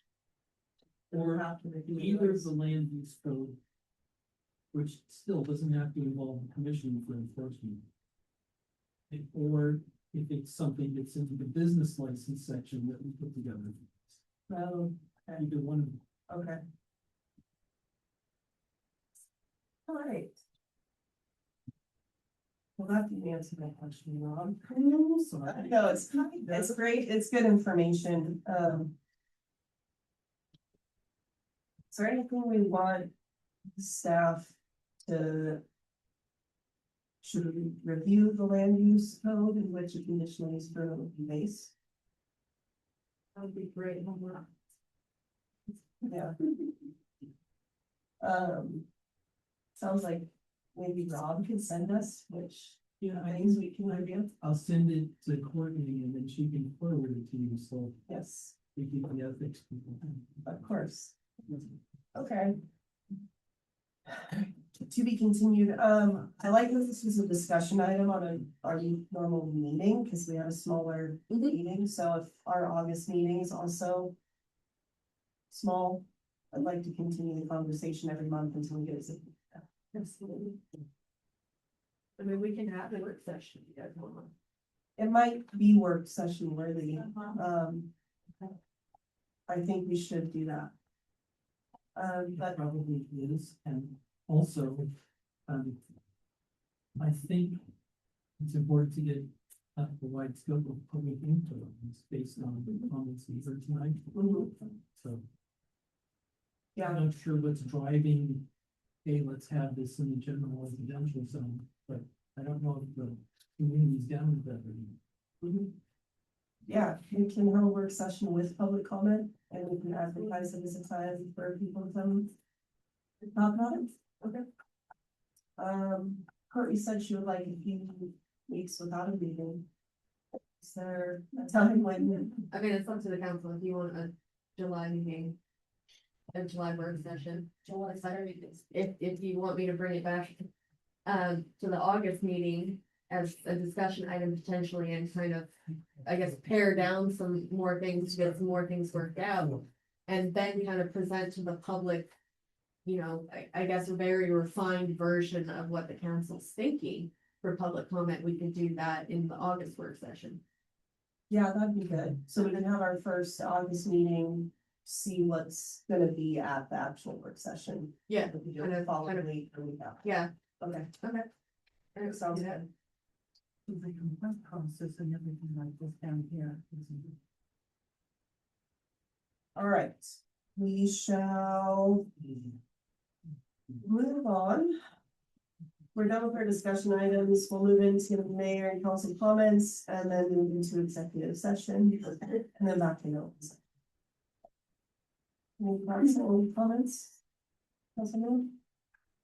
I have one. Do you guys want a bounce house? Or immediate boat races in August? We're doing a dump tank. We're gonna dump them there. We got it. Do you also want a bounce house? How much is it and how much can we charge and? Liability?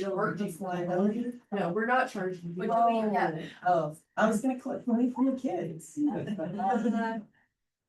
I mean, the dump tank's $3.79 for the day. I will make that back, but. Yeah, the bounce house is probably the same. I mean, Amanda's obstacle course was $4.79 a day. Oh, the big obstacle course. Yeah, that would be fun. Yeah, so. Well, on that note, how much did we make from the 4th of July? Oh, yeah, so for our t-shirt sales and donations and whatnot, we've routed about 1,800. Which put us about $600 of profit if we take away the cost to buy the 250th anniversary t-shirts, so we're at about $600 in profit. Pretty good. We got a lot of donations this year. Yeah. So that'll really help. We made almost $700 on the 50/50 raffle. We gave 380 something away to the winner, so. Yeah. Yeah. And I also received an anonymous $6,000 donation to our code enforcement fund this morning. What? So there'll be a budget amendment in August, so we'll have over 10 grand on code enforcement, basic fruition. Wow. That's impressive. Thank you. They want us to move along. Well, we can get a lot done with $6,000, so that's exciting. They, among many other neighbors, were very happy to see Amanda on one particular street. And we got stopped by multiple people. Awesome. Just to say thank you. Good. Awesome. You guys are doing good things like that. Bounce house. Yeah. Yes or no? Well, I think you should check with our insurance first. Yeah. Before It's we. recreational immunity.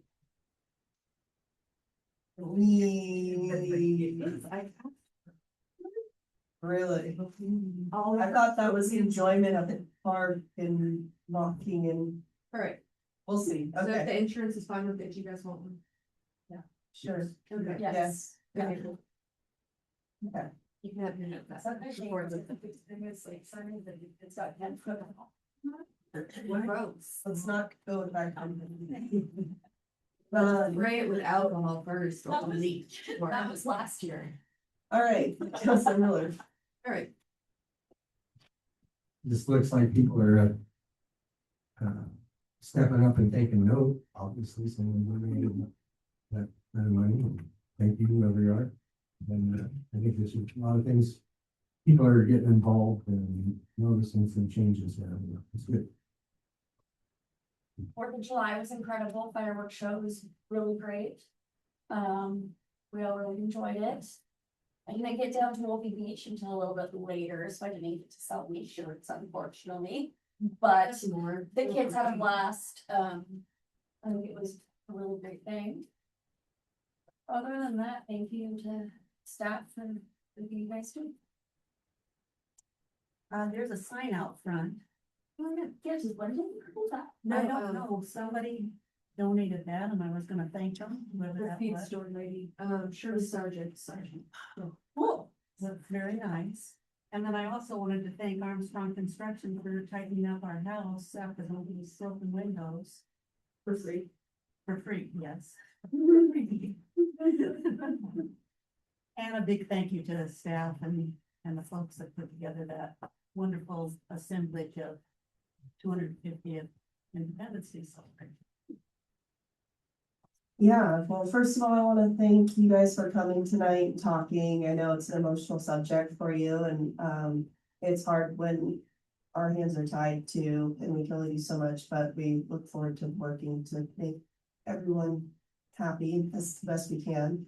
I want to thank staff for doing the 4th of July booth. It is no easy feat lugging that stuff out there. Courtney pulled like a 12-hour day. And Amanda as well. We were out there all day, and they were paying attention to the booth, and it was good. People were saying it's good to see Lakeside actually out there with the booth representing for the first time in years, so that was awesome. We have the boat races coming up first weekend of August, so that should be really fun and bring a lot of people to Lakeside. My pet project of the Spin Reel Road property, I was on KCBY News on Monday. They did a little snippet about what's going on out there. I took our candidate for state representative out there a couple days later, and she looked at the situation. I also have our Congress people in DC, Senator Wyden and Merkley and Val Boyle meeting with the U.S. Forest Service uppers this week to say what is going on. So I'm really happy we got some attention. Little Lakeside's got attention in DC. So that's really exciting. And I'm glad we're working on this short-term rental thing. It's long overdue. So hopefully we can get it done maybe in the next couple months. I also want to thank our staff and for Courtney thinking outside the box and doing the t-shirts and the information booth. That's something we've never done before. And I know it's hard for Amanda, you know, you guys gave up your 4th and that's a big thing here. But when I was walking doing the 50/50 tickets, I saw for the first time the people that come and truly love our fireworks, the little kids playing in the water, because we've always enjoyed it and never seen it. And I see how important it is to our community to have LVO and the city working together to do it. It was really quite eye-opening to see how important the fireworks is to the people. And when I told them that we spent $35,000, a couple of people emptied their wallet and gave it to me. They really did. It was, and the Coast Guard gave a lot of it. So it was just really, really nice to see thinking outside the box, like I said, to do this t-shirt. I would have never thought you would have sold something after you did. And it really was nice. And the people coming together and thinking of doing it all on the beach instead of like on the in the role because that included the people. So that was great. But I also want to thank you for all the hard work you do, how much we're accomplishing for once. Instead of, like I said, we don't have to have a workshop this month, only because really we're getting all the stuff done in your 9 months. And we do have a 9-month evaluation. So, yeah. But it's nice to be accomplishing things, getting it marked off and moving on rather than keep having to go back and back and back and doing stuff. So it's really good. And once we get this done, this will be a big thing completed. So thank you, your staff and you for doing all this hard work. But please do the budget finding. I got my magnifying glass out. Oh, yeah, it's horrible. So, thank you. Everybody's like they used to make the final last. Can't feel the appreciation for staff, their hard work and their accomplishments. Thank you to the folks of Racial Estates for coming out and making yourselves and your viewpoint known. Greatly appreciated. I regret and in admission, I wasn't at Lakeside. I miss you.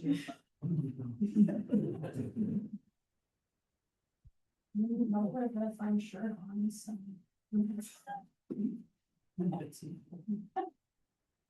Well, being last, everybody has said just about everything I can do, so not too much. I apologize for missing a couple meetings, that's over.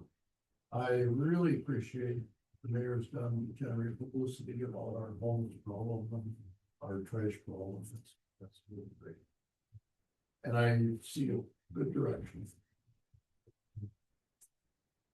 Thanks. Thank you. Is it Rachel? You don't say it like that. I can't even say it the right way. Okay, I was just thought it was Rachel. Spells. It's Yeah, spelled it's okay. Rachel. Yeah, it's weird. Okay. It's so like the name. Okay. If we're fancy. Okay. Well, we are now going to Lakeside City Council will enter executive session at 8:17 p.m. pursuant to ORS 192.6602E to conduct deliberations with persons designated by the governing body and negotiate real property transactions.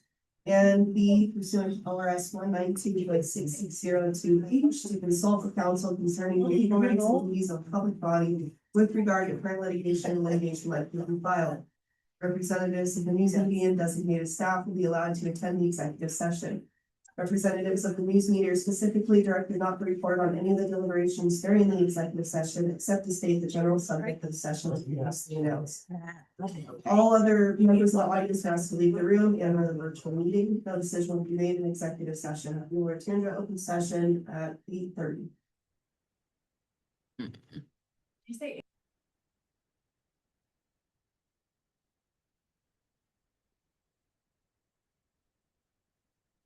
You say you need it on?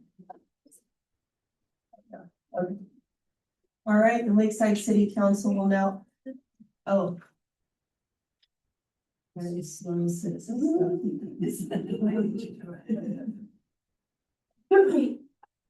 Yeah, do you bought a t-shirt? All right, the Lakeside City Council will now enter back into open session at 8:39 p.m.